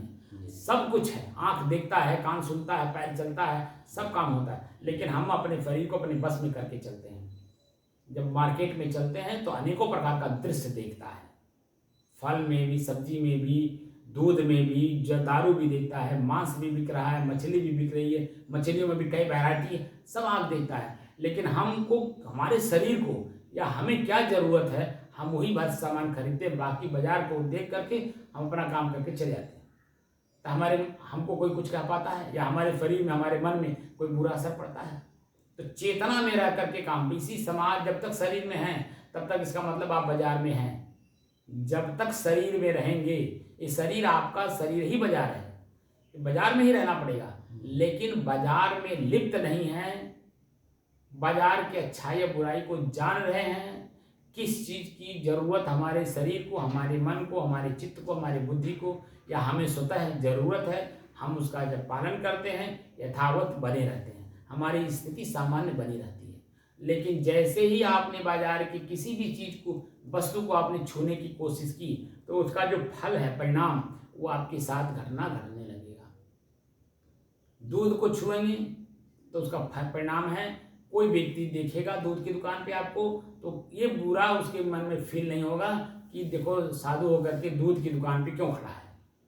लेकिन दारू के दुकान पे आप खड़ा होंगे साधु के भेष में, तो वहाँ सब कोई भी व्यक्ति, दो देने वाला वो भी आश्चर्य में हो जाएगा कि साधु बाबा क्यों आए यहाँ पर, किसके लिए आए, क्या स्वयं पीते हैं या दूसरे के लिए, दवा के लिए ले रहे हैं या स्वतः पीने के लिए ले रहे हैं, नशा करने के लिए ले रहे हैं। वो तरह तरह का प्रश्न उस देने वाले को भी हो जाएगा, तो देखने वाले को भय, वो मन प्रश्न उठेगा कि नहीं उठेगा? तो हमको अपनी जब चेतना में हम रहते हैं तो दारू के जगह पे हम दूध के दुकान पे खड़ा होना मंजूर करेंगे, क्योंकि दूध सभी लोग जानते हैं अमृत है, हर प्रकार की ताकत देता है, स्वाद देता है, या उसमें उत्तम से उत्तम वस्तुएं भी बनती हैं, मिठाई बनता है उससे, तमाम तरह की चीज़ें बनती हैं। तो उत्तम चीज़ों को जान करके किसी के मन में कोई भी किसी भी प्रकार का तर्क वितर्क नहीं उठता है। एक ही बात रहती है, ठीक है भाई महात्मा है, दूध नहीं खरीदेंगे तो क्या दारू खरीदेंगे? तो दूध खरीदे, कोई किसी के मन में, न आपके मन में, न किसी के मन में, न देने वाले के मन में, बल्कि देने वाला अगर 1 आध रुपया कम भी है तो कहेगा अच्छा कोई महाराज जी आगे अगर रहेगा तो दे दीजिएगा, नहीं तो कोई बात नहीं, ले जाइए। ऐसा भी हम लोग के साथ घटना घटता है। लेकिन दारू के दुकान पे खड़ा होंगे तो वो तो एक पहली बात 1 रुपया कम नहीं करेगा, दूसरा उसी के मन में प्रश्न उठ जाएगा। तो सामान्य आदमी जो आपको दारू की दुकान पे देखेंगे आपके वेश में, साधु के वेश में, तो उसके मन में क्या उत्पन्न होगा? ऐसे ही जब चेतना में आप रह करके साधना करेंगे, अपने ही मन में जो उत्पन्न हो रहा है वो पहले तो समझ में आ जाएगा, और जैसे समझ में आया तो करना है कि नहीं करना है आपका अपना विवेक तुरंत बताता है, नहीं आपको नहीं करना, क्योंकि आपकी छोटी सी गलती से बहुत बड़ा भूचाल आ जाएगा, बहुत बड़ा भूचाल आ जाएगा, क्योंकि समाज में जो भावनाएं हैं वो तुरंत बदल जाएंगी। जैसे रामपाल हैं, जैसे आसाराम हैं, जैसे राम रहीम हैं, अब आप देखिए कि पूरे मानव समाज के मन मस्तिष्क को बदल करके झकझोर करके रख दिए कि नहीं। जी। हम लोग उस समय में तभी भी साधु थे, जिधर से निकलते थे आपसे बता रहा हूँ कि शर्म आती थी। लोग हम ही लोगों को कहते हो देखो आश्रमों जा रहा है, हो देखो राम रहीमुआ जा रहा है। इस तरह की भावनाएं लोगों की बदल गई कि आप भी साधु का जो वेश पहना हुआ है पहले पूजनी के रूप में था, अब हे दृष्टि से देखा जा रहा है। तो भावनाएं जब जैसे आपने अपने कृत्य को बदला, भावनाएं चेंज हुई, पूरे समाज में भूचाल आ जाता है, क्योंकि वो जो स्थिति बनती है समाज की, क्योंकि वो अभी तो वही है जो आप हैं। आपकी कृत्य को देख करके ही वो आपको पूजनीय माना, और अपने कृत्य को जो है वो बदलने के लिए आपके पास प्रेरणा लेने आया। ज्ञान लेने का मतलब क्या होता है? प्रेरणा लेने आया, सलाह लेने आया, मंत्र लेने आया कि महाराज हम अपनी बुराई को छोड़ करके हम अच्छाई में आना चाहते हैं, हमको भी उसका सलाह दीजिए, मंत्र दीजिए। मंत्र मतलब सलाह दीजिए। तो धीरे धीरे धीरे धीरे धीरे वो भी बदलता है, और बदल करके जन अपने जीवन को उत्तम से उत्तम बना ले, उत्तम से उत्तम बना लेता है।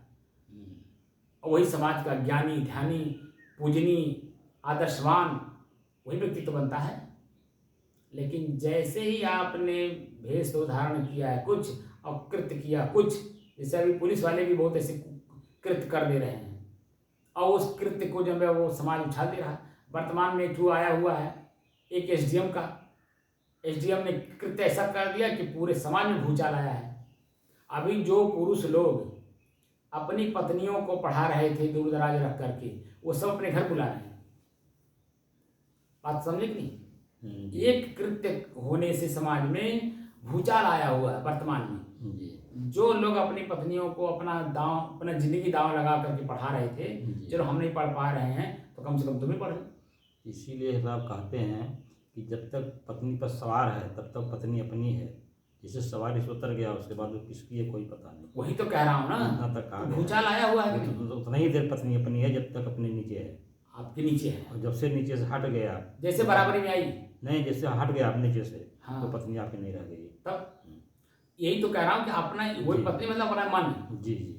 आप अपने मन पर सवार नहीं हैं जी। तो मन आपको कहाँ ले जाएगा क्या पता है। मेरे समझाने का इस उदाहरण देने का मतलब है, आपका अपना ही मन जब फ्री हुआ जी, हाँ, तो होगा तो कहाँ कहाँ जाएगा, क्या क्या करेगा, क्या क्या करवाएगा आपसे, आप शायद समझ पाएंगे। आसाराम जी थे, उनका देखिए नाच रहे थे, गा रहे थे, क्या कर रहे थे, क्या था मतलब साधु का संत है, मतलब कि कोई कहेगा। मैं क्या कह रहा हूँ, तो खाली ये कलाकार थे सब, वो कथा कहने में जैसा शब्द देखते वैसा भाव बदल देते थे। तो अपना भाव जब बदले तो जनता का भी भाव बदलता था। लेकिन उन जनता को क्या पता, जनता तो बच्चा है, जनता तो बच्चा है, माता पिता के मन में क्या भाव है बच्चे को क्या मालूम है। वो तो जब कृत्य करते हैं, बच्चा जब देखता है तब कहता है, कृत्य वास्तव का पता चलता है, कृत्य में ही पता चलता है। ढका है साहब तो ठीक है, जब तक मन में है ढका हुआ है, जी, लेकिन कृत्य में जब आया तो ओपन हो गया। वही तो कह रहा हूँ कि जब देख हमारा शुरुआती जो मैं आज का प्रवचन जो मैं दे रहा हूँ वो इसीलिए दे रहा हूँ ये सब उदाहरण दे करके कि जब हम लोग शांत होकर के बैठते हैं, अब मन को नहीं देखते हैं तो मन तुरंत नींद में जाता है या आलस्य में जाता है, जमुहाई में रहता है, आपको पता है कुछ। लेकिन हम जब जान करके शांत मन बैठे रहते हैं तो हमारे मन में पता चलता है हमको हमारा मन कहाँ जा रहा है।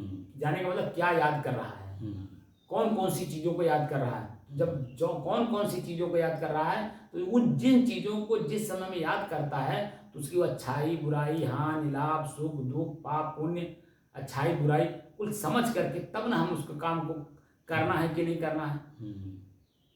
मैंने उदाहरण जितने भी दिए हैं साधु से लेकर के गृहस्थ सबका इसीलिए दिया क्योंकि जैसे आप मन को फ्री छोड़ेंगे, भले आप शांत आए बैठे, मन शांत हो गया, आपके शरीर की स्थिति बदल गई।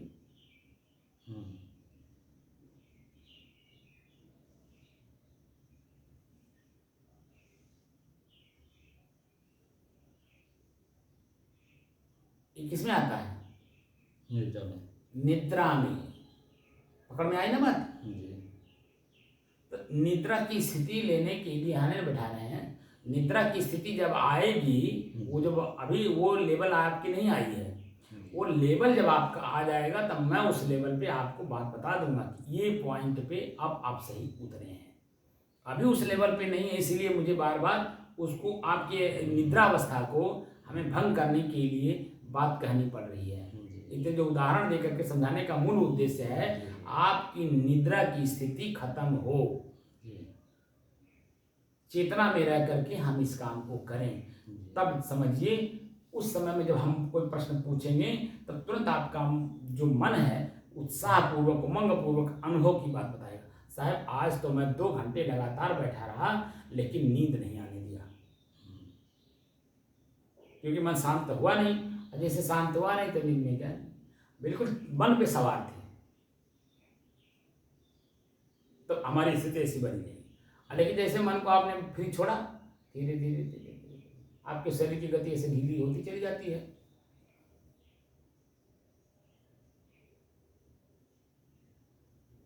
फिर ऐसे होते हैं। चेतना में रह के करेंगे तो ये स्थिति नहीं आएगी, एकदम बिल्कुल ऐसे रहेंगे। नहीं तो सर चेतना रह करके बिल्कुल अपना देखता रहे मन को खाली देखना। अब श्वास को देखने के बजाय मन को देखना है। श्वास के साथ साथ मन को देखना है। कहाँ जा क्या याद कर रहा, मन का मतलब याद करना, ख्याल करना। तो कौन कौन सी बात को ख्याल कर रहा है। ये सांस पर रखेंगे साहब तो कहीं जाएगा नहीं, तो सांसें पर देखते रहते हैं, मतलब मन सांस। तो सांस में देखते रहिए कि सांस में हमें क्या मिल रहा है। 2 घंटे लगातार श्वास में कितनी देर सुगंध आया जी, कितनी देर दुर्गंध आया, कितनी देर ठंडी का अनुभव किया, कितनी देर गर्मी का अनुभव किया, कितनी देर शीतलता का अनुभव किया, या कितनी देर सामान्य रहा।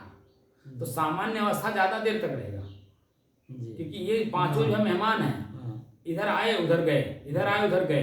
ये सब यहाँ बैठे हुए हैं मेहमान, तो यहाँ तो मतलब सामान्य है, मतलब यहाँ कोई गंदगी है न कुछ। हाँ, यहाँ तो सब सामान्य ही रहेगी। तो वही लगातार जब देखेंगे तो सामान्य स्थिति में रहेंगे तो जो अनुभव होगा तो शरीर प्रफुल्लित प्रसन्नचित होगा, शरीर यह प्रफुल्लित होगा, ये अनुभव होगा। मन भी प्रफुल्लित होगा। मैं जो है आज 2 घंटे तक लगातार मन को ही देखता रहा, आपका ही मन और उत्साहित होगा, प्रसन्नचित होगा, ये अनुभव होगा। जैसे मैं पूछता हूँ बैठे क्या अनुभव किया, आगे बता ही नहीं पाते हैं। श्वास को देखिए, श्वास को देखिए, श्वास को देखिए, क्योंकि श्वास को देखते ही वह तुरंत एकदम फ्री छोड़ देते हैं मन को, शांत होकर के ऐसे झूमने लगता है, आपकी शरीर की गति बदल जाती है। लेकिन जब चेतना में रह के करेंगे तो शरीर की गति नहीं बदलेगी, शरीर की स्थिति जैसे हैं बैठे हैं वैसे ही रहेगी। अंदर हम अपने श्वास को और मन को साथ साथ जोड़ करके देखेंगे, चलेंगे। श्वास को भी देख रहे हैं तो किस श्वास में कौन सी बात याद आई, कितनी देर में कितनी देर तक टिका, फिर उसके बाद वो बातें भूल गई, फिर दूसरी बात याद आई। जब तक याद जो बातें रहती हैं वही सत्य दिखता है उसको। तो सांस में याद होता है कि मन में याद होता है? याद तो मन में होता है, लेकिन श्वास को देख रहे हैं तो श्वास को देखते देखते भ्रमित भी कर देता है, तुरंत दूसरी बात याद करा देता है। श्वास को लगातार देखता कहाँ है, श्वास को लगातार मन देखता भी तो नहीं है ना। ये तो हम तो सब टिकाए रहते हैं, भगता फिर टिकाते हैं, फिर टिकाते हैं। कोई भागता है नहीं भागता है, वही तो कह रहा हूँ, फिर टिकाते हैं तुरंत, कहीं भगने नहीं देते हैं। वही उसी को अभ्यास बोलते हैं। अभी मन चंचल मन को अभी तो एकाग्र इसका मतलब नहीं हुआ, भाग जाता है मतलब एकाग्र नहीं हुआ। मैंने लगातार अपनी श्वास को 2 घंटे तक देखता रहे, ये अभ्यास नहीं हुआ। एकाग्रता का मतलब होता है कि लगातार जितनी देर तक हम बैठे हैं उतनी देर तक लगातार उसी को देखता रहे, उसी पे रहे और चेतना में रहे, तब हमारी एकाग्रता। और वही 2 घंटे की एकाग्रता वही 2 घंटे के लिए स्थिरता में भी बदल जाएगा, वही पॉइंट ही बदल जाएगा। जैसे सिक्का है, सिक्का तो एक ही है, शांति एक ही है, सिक्का शांति, लेकिन शांति में अशांत और शांत 2 पहलू हो गए। सिक्का है लेकिन चिट और पुट है कि नहीं, ऐसे शांत में अशांत। तो अशांत मन हमारा क्यों हो रहा है, क्योंकि चंचल हो रहा है, किसी बात को याद कर रहा है, और जिस बात को याद कर रहा है उसी को वर्तमान में सब कुछ दिखा दे रहा है कि ये अगर नहीं होगा अभी, ये काम तो बाद में भी कर लेंगे, इस काम को अभी नहीं करेंगे तो मेरा बहुत बड़ा नुकसान हो जाएगा, बहुत बड़ा नुकसान हो जाएगा। ये आपके मन को समझाता है, आपका अपने मन अपने आप को ही समझाता है। ये जो काम करने बैठे हैं इसको नगण्य बता देगा, ये तो बाद में भी कर लेंगे, वो काम बहुत जरूरी है। उस काम को नहीं करेंगे और आपके अलावा कोई कर नहीं सकता, ये भी अपने मन को समझाता है। आपके अलावा दूसरा कर भी नहीं सकता, आपका बेटा भी नहीं कर सकता, अपनी पत्नी भी नहीं कर सकती, यहाँ तक समझा देगा। आपको ही जाना पड़ेगा। जैसे वहाँ यहाँ इस स्थिति को आपने खत्म किया और उस स्थिति की ओर गए तो आँख देखेगा, कान सुनेगा, तो चंचल और होता जाएगा कि नहीं। जो शांत की स्थिति वर्तमान की थी वह शांत की स्थिति यथावत नहीं रह जाएगा और उसमें इजाफा हो जाएगी। क्योंकि अभी तो खाली एक बात याद आई, बैठे यहाँ आँख से और कुछ तो देखे नहीं थे, खाली एक बात याद आई, वहाँ जाना है। लेकिन वहाँ जाने के लिए आँख का प्रयोग बार बार होगा, कान का प्रयोग बार बार होगा, पैर का प्रयोग बार बार होगा, हाथ का पैर सब चलेगा ही।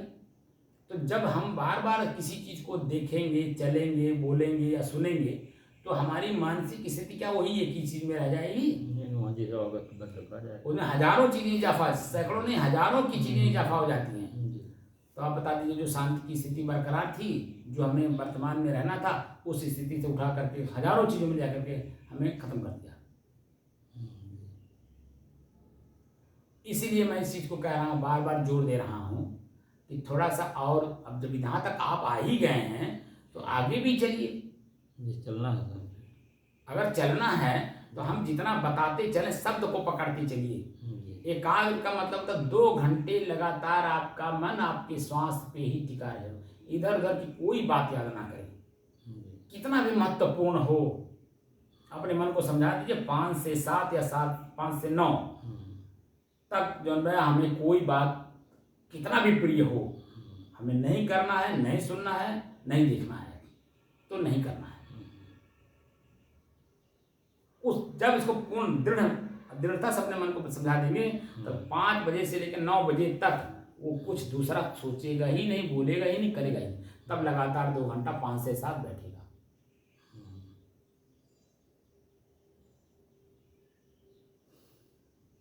तब अपने श्वास को लगातार देखता रहेगा। तो इसी 2 घंटे में ही 6 चीजें तुरंत नहीं मिलती हैं, पहले सामान्य स्थिति होती है। हमें समाने मिलती है शायद।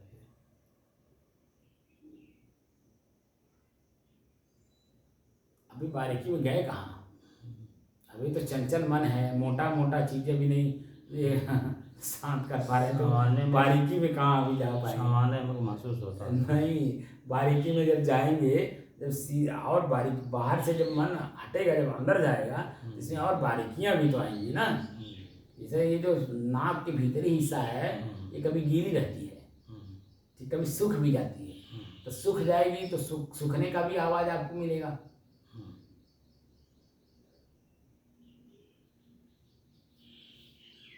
सांस की आवाज आ रही है, लेकिन ये सांस की आवाज जो हमें क्या हमको मालूम है, लेकिन जैसे मन एकाग्र हुआ सांस की आवाज मालूम हो रहा है। देख लीजिए, सामान्य में अपने आप को देख लीजिए, सांस की आवाज आ रही है कि नहीं आ रही, आ रही है ना। तो वो बारीकी कहाँ भी पकड़ पाए। अभी तो मन जब चंचल है, बाहर है, घूम रहा है अंदर, यहाँ मालूम होती है। वही तो कह रहा हूँ, तो चेतना में जब रहेंगे तो सांस की आवाज आएगी। तो सांस की आवाज में ही सांस है, कब आपको ठंडई का अनुभव करा देगा, कब सुगंधी का अनुभव करा देगा, पता नहीं चलेगा ना। लेकिन वहाँ हम स्थिर हैं, कब ठंडई आ रही, कब गर्मी आ रही, कब शीतलता आ रही है, कब सुगंध आ रहा है, कब दुर्गंध सब चीज़ें मालूम होगी। तो नहीं मिल रहा है, बहुत अच्छी बात है, सामान्य बना हुआ है, लेकिन देखने का काम तो करिए।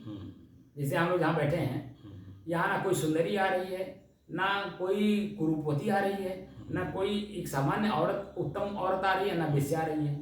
तो हम लोगों की स्थिति सामान्य है ही है, बात समझे कि नहीं। लेकिन जैसे दृश्य पड़ेगा हम लोगों के आंख के सामने, उस समय में सामान्य स्थिति रह जाएगी कि नहीं रह जाएगी, प्रश्न तो यहाँ है ना। दृश्य सामने पड़ा, शब्द कान के सामने पड़ा, तो उस समय में हमारी स्थिति यथावत हो, तब तो हमारी बहादुरी है। जैसे हवा तूफान आने से पहले जो तूफान को झेल चुके हैं, और जो सामान्य अभी बच्चे हैं उनको तूफान का पता नहीं है, तो तूफान के बारे में जानकारी पहले दी जाती थी कि नहीं। तूफान आ जाए तो क्या करेंगे, कहाँ भाग के जाएंगे। भूकंप आ जाए तो कहाँ क्या करेंगे, भूकंप आए तब कहाँ जाएंगे, क्या घर में घुसेंगे, बाहर निकलेंगे। तूफान आए तो कहाँ जाएंगे? क्या बाहर निकलेंगे? नहीं। तूफान में घर में भागना है, पेड़ के नीचे नहीं जाना है। और एक ऐसी जगह, ऐसी चीज पकड़ना है जो जुट्टा टाइप का हो, जो जमीन से जुड़ा हो, उसको पकड़ करके रखना है ताकि वो आपको हवा उड़ा ना सके। जुट्टा पहले बताया जाता था, जुट्टा, उसको पकड़िए रहिए और ताकि आपको हवा उड़ा नहीं सकती, क्योंकि जुट्टा जमीन से जुड़ा रहता है। लेटे रहिए, लेटे रहिए या बैठे रहिए, लेकिन जुट्टे को पकड़े रहिए। बैठे तो हवा लगेगा तेज। हाँ वही, लेकिन जुट्टा जब पकड़े रहेंगे, लेटे रहेंगे तो हवा नहीं, कम लगेगी, लगेगा लेकिन कम लगेगा, लेकिन बैठे रहेंगे तो ज़्यादा लगेगा, तो उड़ाने का खतरा है। लेकिन जुट्टे से अगर आप मजबूती के साथ पकड़े हुए हैं तो चाहे लेटे हों चाहे बैठे हों, उड़ा नहीं सकता। ये स्थिति आती है। लेकिन भूकंप आया हो तो इसलिए आपको घर में भागने की बात करते हैं या बाहर भागने की बात करते हैं? नहीं, बाहर जाएंगे, बाहर भागेंगे, क्योंकि मकान कभी भी गिर सकता है, क्योंकि भूकंप रोधी नहीं है, भूकंप को झेल नहीं पाएगा, या कितने दिन की है, या उसका नींव कैसा है, इस पर भी तो डिपेंड करता है। इसीलिए घर से बाहर भागने की बात करते हैं, न कि घर में। लेकिन तूफान में घर में जाने की बात करते हैं और पेड़ के नीचे जाने की बात नहीं करते हैं, क्योंकि पेड़ कभी भी गिर सकता है। इसीलिए बाहर, अगर घर में नहीं है तो बाहर है तो बगीचे में नहीं, बाहर, बगीचे से बाहर हो जाइए और ऐसी चीज को पकड़िए जो मेड़ पर जुट्टा हो।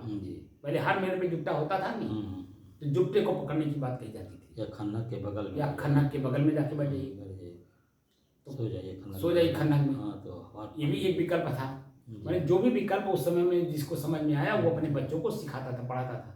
लेकिन जब आंधी आती थी तब कहाँ ज्ञान रह जाता था। तो लहर में भी तो था, वैसे होता है। वही तो कह रहा हूँ, हर जगह पे कोई भी ऐसी असामान्य जगह हो जहाँ पर जो व्यक्ति पहले भिड़ चुका होगा, भोग चुका होगा, वही तो अनुभोगी आदमी को शिक्षा देता है। और वो अवॉइड करता है, क्या बकवास कर रहे हैं, क्या बता रहे हैं, क्योंकि सामान्य अवस्था है ना, सामान्य स्थिति है। तो वही स्थिति हमारी आपकी, हम सामान्य स्थिति में आपको बड़ी बड़ी बातें बता रहे हैं, लेकिन जैसे वो वस्तु पड़ता है तो वो जो मैं बताए रहता हूँ कहाँ रह जाता है? कुछ नहीं रहता है, बस तुरंत जनरल जो दृश्य देखते हैं उसी में मुँह ले जाते हैं, तो हमारे मन की शांति स्थिति भंग हो जाती है। ये तो लगातार जब तक आपकी स्थिति मजबूत नहीं होगी तो वासना से मुक्ति कैसे मिलेगी? जानकारी तो हमें 2 मिनट में मिल गई, लेकिन 2 मिनट की चीज अब जीवन भर धारण करना है। 2 मिनट की चीज जीवन भर धारण करना है, तो जीवन भर धारण करने की जब और व्यवस्थाएं जब समझ में आ जाएगी तब ना, कि किस समय में, जैसे अभी आप पूरा दिन आप टटोलिए, परसों भी मैं इस बात को बताया था कि सुबह हुआ, अभी सामान्य स्थिति है, लेकिन दिन भर में क्या सामान्य स्थिति रह जाएगी? क्या संभव है? चाहे प्राकृतिक रूप से, चाहे शारीरिक रूप से, चाहे सामाजिक रूप से, चाहे पारिवारिक रूप से, कहीं न कहीं कोई न कोई ऐसी घटना घट जाएगी जो आपके मन को असामान्य बना देगा। जो असामान्य चीजें हैं उस समय में जब सामान्य आप होंगे तब आप ज्ञानी माने जाएंगे, तब आप ज्ञानी माने जाएंगे। स्थितिवान नहीं, ज्ञानी। ज्ञानी और स्थितिवान में अंतर है।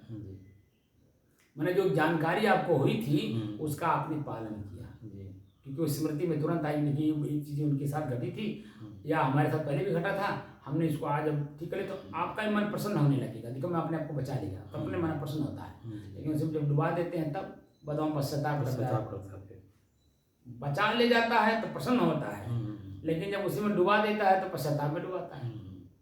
हमारे मन की ही स्थिति 2 तरह से बनती है। तो अपने मन की स्थिति को पढ़ने के लिए हम लोग साधना कर रहे हैं। मुख्य बात क्या है? मन की, शरीर की, बुद्धि की स्थिति को पढ़ने के लिए साधना कर रहे हैं। तो इसीलिए चेतना में रह के करना है, समझ में? अगर चेतना में रह के करेंगे तो कौन सी हमारे सामने दृश्य पड़ रहा है, मनोवृत्ति कैसे बदल रही है, वो पूरा समझ में आ जाएगा। तो मनोवृत्ति बदलते हमारी स्थिति भी बदलती है। इसीलिए स्फटिक को पत्थर का उदाहरण दिया गया। स्फटिक पत्थर जो होता है इतना स्वच्छ निर्मल होता है कि सामान जैसा वस्तु पड़ता है वो ऐसे दिखने लगता है। समझ? या शीशा के सामने जैसा चेहरा पड़ेगा वैसे वो दिखने लगता है। तो हमारी जो मनोवृत्ति है उसके सामने जैसा दृश्य पड़ता है वैसा अपने आप को मान लेता है, लेकिन है नहीं वैसा, वो वैसा नहीं है लेकिन वो मान लेता है। वही मानंदी ही हमारा दुख का कारण है, और उसी मानंदी को हम अपने जीवन से निकालना है। रहना उसी में है, लेकिन पानी पीना है, पानी पीना है, लेकिन पानी को पानी की तरह समझ करके पीना है, न कि प्यास को देख करके। प्यास को देख करके पिएंगे तो तुरंत गटकने लगेंगे। अब जैसे तुरंत पीने लगे तैसे यहाँ जाके अटक जाता है। कभी कभी पानी अटकता है, ये मालूम है ना, मन की चंचलता के कारण ही वो अटकता है।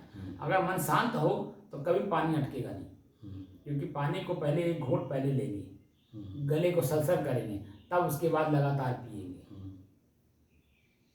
लेकिन पहले ही जब आप लगातार पीने चले तो पता चले यहाँ जाकर अटक गया।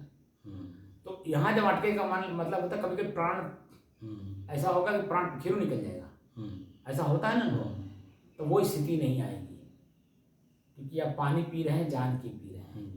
तो पानी जान के पिएंगे तो कीड़े को भी देखेंगे, कचरा भी देखेंगे, कीट पतंगे भी देखेंगे, धूल गर्दा मिट्टी भी देखेंगे, क्योंकि आँख से देख के काम कर रहे हैं। जब स्वच्छ होगा, निर्मल होगा, कुछ नहीं होगा, तब आप पानी लेंगे।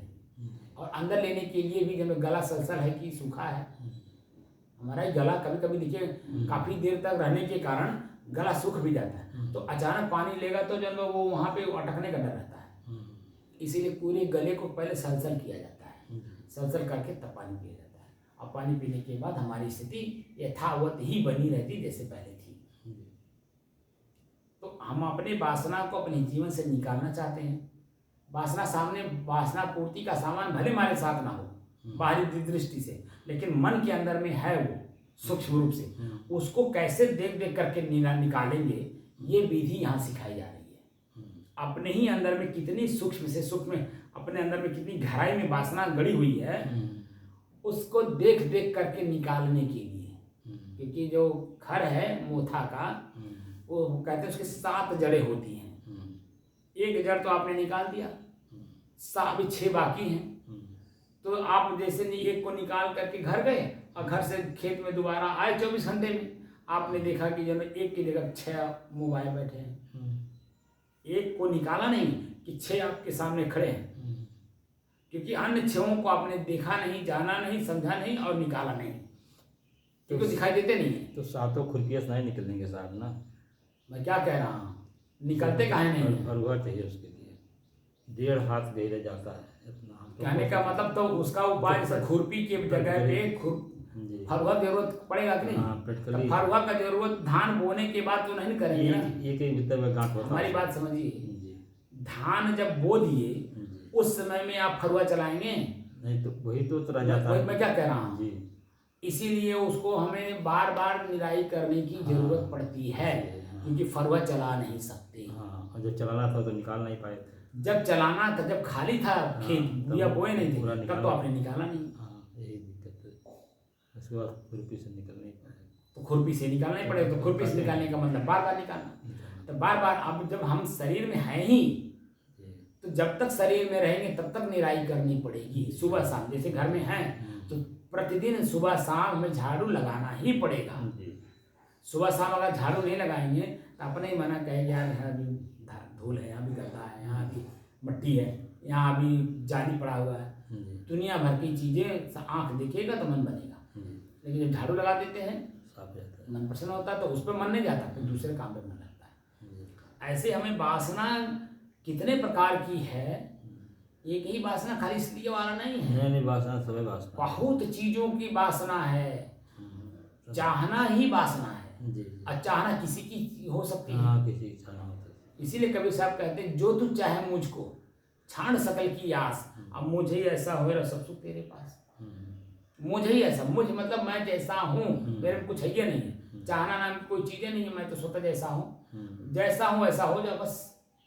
छाड़ सकल की आस, अब मुझे ही ऐसा हो रहा सब सुख तेरे पास, सारा सुख संसार का आपके पास है। हाँ, जो कोनो समस्या नहीं, सुख है आदमी चुपाई में बैठा रहे तो सुख है, सुख भूख लगेगा एक समस्या आई, प्यास लगेगा समस्या आई, नींद लगेगा समस्या आई, ठंडी लगेगा समस्या आई, गर्मी लगेगा समस्या आई। तो समस्या का निदान कोई दूसरा थोड़ी करेगा, समस्या आपकी है और वही समस्या सबकी है। तो सब अपना अपना निवारण करेंगे, क्या परिवारण करेंगे? अपना अपना करेंगे। अपना अपना करेंगे। तो ऐसे ही हम स्वतः वासना से ग्रसित हैं, तो हमारा काम हम स्वतः करेंगे वासना मुक्ति का, न कि हमारा काम आप करेंगे। भूख हमें लगा, थाली हमारे सामने है, खाना उठा के आपको खिलाए तो पेट मेरा भरेगा? कभी नहीं भरेगा। थाली मेरे पास है, उठा करके मैं आपके मुंह में डाल रहा हूँ, न कि मैं अपने मुंह में डाल रहा हूँ। तो आपके मुंह में डाल रहा हूँ इसका मतलब है कि आपका पेट तृप्त हो रहा है, न कि मेरा पेट तृप्त हो रहा है। तो जो मैं ज्ञान दे रहा हूँ मैं आपको दे रहा हूँ, न कि मैं अपने आप को दे रहा हूँ। लेकिन यह है कि मैं अपने आप में पहले सक्षम हूँ, इसलिए पूरी थाली ही आपके सामने रख दिया। अपने सामने की थाली आपके सामने रख, क्योंकि मैं तृप्त हूँ, मैं भोजन कर चुका हूँ, यानी अपने आप में तृप्त हूँ, तब आपके सामने परोस रहा। जो ज्ञान आपको दे रहा है परोसना है, भोजन परोस रहा हूँ, 56 प्रकार का भोजन आपके सामने रख रहा हूँ। लेकिन भाई जब उस तरह की आपकी चाहना हो तब तो वो चीज़ प्रिय लगेगी। चाहना है या नहीं है, कुछ भी आप रख दीजिए, कोई फर्क नहीं पड़ता। इसलिए इसका कोई कीमत नहीं है।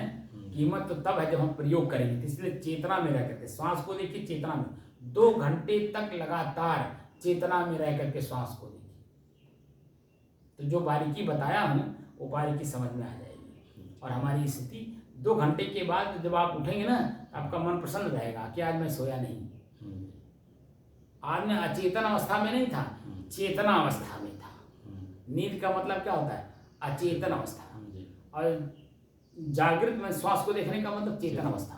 तो चेतन अवस्था में आप जब 2 घंटे तक लगातार रहेंगे तो आपका मन प्रसन्नचित रहेगा। वो जो अनुभूति होगी तब हमें बताइएगा। अभी तो अनुभूति हो ही नहीं पा रही है, क्योंकि जब चेतना में रहेंगे तब अनुभूति होती है। तो मैंने एक ग्रंथ की बात कहा कि चेतना में रह करके उन्होंने किया, तो जो प्रत्यक्ष प्रमाण मिला, हो देखा, वो उन्होंने लिख दिया। और उस लेवल पे हम अभी हैं नहीं, इसलिए उनकी आलोचना करते हैं। हाँ, जानकारी नहीं तो बुराई करेंगे, आलोचना करेंगे।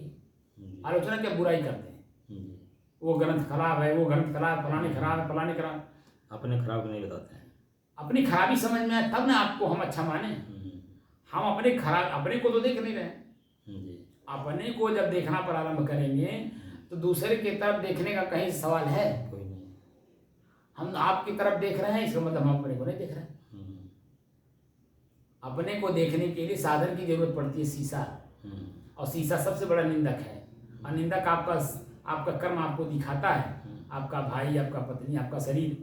आपका शरीर ही आपका निंदक। जब सवेरे खुलता है तैसे आपका शरीर आपको खुद बताता है कि मैं गंदगी से भरा हूँ।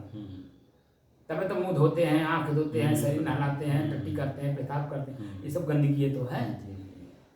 साफ सुथरा करके एकदम बिल्कुल फ्रेश होकर के कपड़ा नया पहन करके सबके सामने जाते हैं। अब पहले वही समझ में नहीं आया तो कैसे समाज में जाएंगे? उस समझ में आया, आपने निकाला, तब समाज में आप गए। वही चीजें यहाँ बता रहा हूँ कि खुद को जब तक देखने का काला नहीं मालूम होगा तब तक हमारे अंदर में ही बुराई है, कैसे मालूम होगा? अब समझ में आता है? अपने अंदर की कमी को देखने के लिए श्वास को दिखाया जा रहा है। अभी तो पहला काम है श्वास को देखना। एक साधे सब साधिया, सब साधे एक जाए, और जैसा सींचे मूल को फूले फले अघाए। तो अपने चंचल मन को साधने की दृष्टि से श्वास को दिखाया जा रहा है। चंचल मन को एक साधे सब साधे, वो आपका मन अगर सद गया ना श्वास पे, तो समझ लीजिए सारी बुराई अपने आप दूर हो जाएगी। एक साधे सब साध, सबको साध लिया आपने। आँख, कान, नाक, हाथ, पैर सबको साध लिया। क्योंकि जब आप श्वास को देखने बैठते हैं तो सब अपने आप सज जाते हैं। आँख बंद है, कान सुनता नहीं है, जीभ बोलता नहीं है, न स्वाद लेता है, न पैर चलता है, न हाथ, तो सब सद गया कि नहीं? एक खाली श्वास को साधने में लग गए। मेरा श्वास कैसे चल रहा है?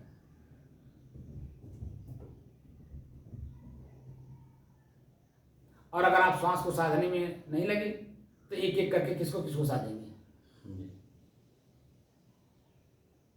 एक साधे सब साधिया, पूरा शरीर सज जाता है। और सब साधे एक जाए, सबको अलग अलग साधने में लगेंगे तो एक जाए, एक मन चला गया, चलायमान है, चंचल है, तो कहाँ आप साध पाएंगे? तो वो उदाहरण दे रहे हैं, जैसा सींचे मूल को। जैसे पौधा है, चाहे बड़ा पौधा हो चाहे छोटा पौधा हो, आप पत्ते पे, टहनी पे, डगाली पे, उसके शरीर पे पानी देंगे तो सूख जाएगा। लेकिन उसके जड़ में दे दें तो भारत अगर सूखा भी हो, सूख भी रहा है तो हरा भरा हो जाएगा, क्योंकि जड़ को पानी मिल गया। तो जड़ क्या है? हमारा मन ही तो है।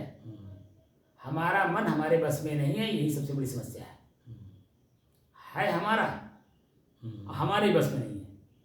जैसे मैं आजकल जो प्रश्न पूछता हूँ, ये शरीर मैं हूँ कि मेरा, इतने प्रश्न पूछते में ही मैं बताने परसों कि भाग लिए, बड़े तेजी के साथ भागे फंसाएंगे कि बाबा जान मैं अपने जाल में फंसाना शुरू किए, जो कि प्रश्न मैं उसी से पूछ रहा हूँ, उसी के लिए पूछ रहा हूँ। मुझे कि क्या क्या पड़ी भाई, मैं तो जो है वो लुटाना चाहता हूँ, तुम लेने के अधिकार रखते हो कि नहीं, ये प्रश्न है। मैं स्वतः जो मेरे पास है लुटाना चाहता हूँ, तुमको क्या लूटूंगा मैं तो जान ही ना तुम्हारे पास क्या है। तुमको लूट करके तुम्हारे पास दुख है, क्या मैं भी दुख ले लूँ? अरे मैं सुखी हो गया हूँ, मेरी चीज़ों को लूट लो ताकि तुम भी सुखी हो जाओ। तुमको लूट के मैं क्या करूँगा? मैं दुखी नहीं होना चाहता हूँ। मैं भी पहले आप ही जैसा था, लेकिन मैंने अपने आप को आपसे अलग किया। आपसे मतलब अपने बुराइयों से हमने अपने आप को मुक्त किया, तब मैं आज सुखी हूँ। और वही सुखी मैं आप पर लुटाना चाहता हूँ, वही सुख आप पर लुटाना चाहता हूँ, मेरी अपनी कमाई आप पर लुटाना चाहता हूँ। लेकिन आप उसके अभी भागीदार नहीं हैं तो कैसे रुक नहीं पा रहे थे। जब शब्द ही हमारा नहीं समझ पा रहे हैं, शब्द नहीं रुक रहा है, शब्द में तो चंचलता आ गई कि बाबा जैसे आम का, असल में उसका भी दोष नहीं है। जहाँ जिधर जाता है उधर सबको देखता है वही काम करते हुए, तो मुझे भी उसी लपेटे में ले लेता है। तो समझता ये भी बाबा भी जो हमको अपने जाल में फंसाना चाह रहा है, और जो कि मैं उसको अपने जाल में फंसने के लिए बोलता हूँ कि अपने जाल में फंसो, हमारे जाल में फंसने की जरूरत नहीं है। अपने जाल में जो फंसे हो उस जाल को समझने का प्रयास करो कि मैं जाल में फंसा हूँ। जब आदमी अपने आप को समझ आता है कि मैं कैद में हूँ, तभी तो निकलने का प्रयास करता है। अगर अपने आप को कैद न समझ में आए, जैसे जानवर है वो समझ जाता है कि मैं बंधा हूँ, तो छूटने का प्रयास करता है कि नहीं? हमारा मन जानवर की तरह हमारे शरीर को किसी पिंजरे में बांध रखा है, वो है मन रूपी पिंजरा। मन रूपी पिंजरे में हमारा मन बांध रखा है, यानी शरीर रूपी पिंजरे में, शरीर रूपी पिंजरे में हमारा मन हमको उसमें बांध रखा है। तो जब शरीर पिंजरा समझ में आएगा, अपने आप को बंधा हुआ मानेंगे, तब तो निकलने का कोशिश करेंगे। जब यही नहीं समझ में आ रहा है, वो पिंजरा ही आपको प्रिय लग रहा है, हम बंधे हैं, पिंजरा ही प्रिय लग रहा है, बंधा हुआ नहीं समझ में आ रहा है, बंधन नहीं समझ में आ रहा है, उसी में आनंद मान रहा है। प्रिय लग रहा है, पिंजरा ही प्रिय लग रहा है, तो सब सुख मिल रहा है, सब सुख मिल रहा है। नहीं जानता कि सुख के बजाय दुख है, पीड़ा है, पश्चाताप है, आत्मग्लानि है, घृणा है। ये समझ में आ जाए तो दोबारा भोगेगा, लेकिन 24 घंटा छोड़ देगा। अरे महाराज, इस मार्ग में आना, अपने आप को समझना इतना आसान बात है।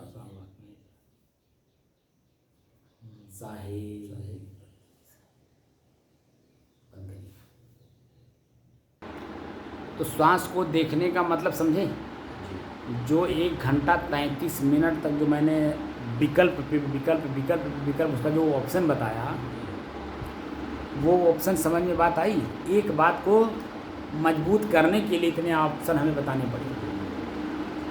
वह एक बात समझ में आ गई कि चेतना में रह के अपने श्वास को देखना है। नहीं कुछ मिल रहा है तो सामान्य तो है, तो सामान्य को ही देखते रहिए कि कितने देर तक, सामान्य को भी देखिए कितने देर तक सामान्य स्थिति हमारी रुकी हुई है। समझ में? तो वो जो स्थिति देख करके आप करेंगे, उतने देर तक आपकी स्थिति मजबूत होगी।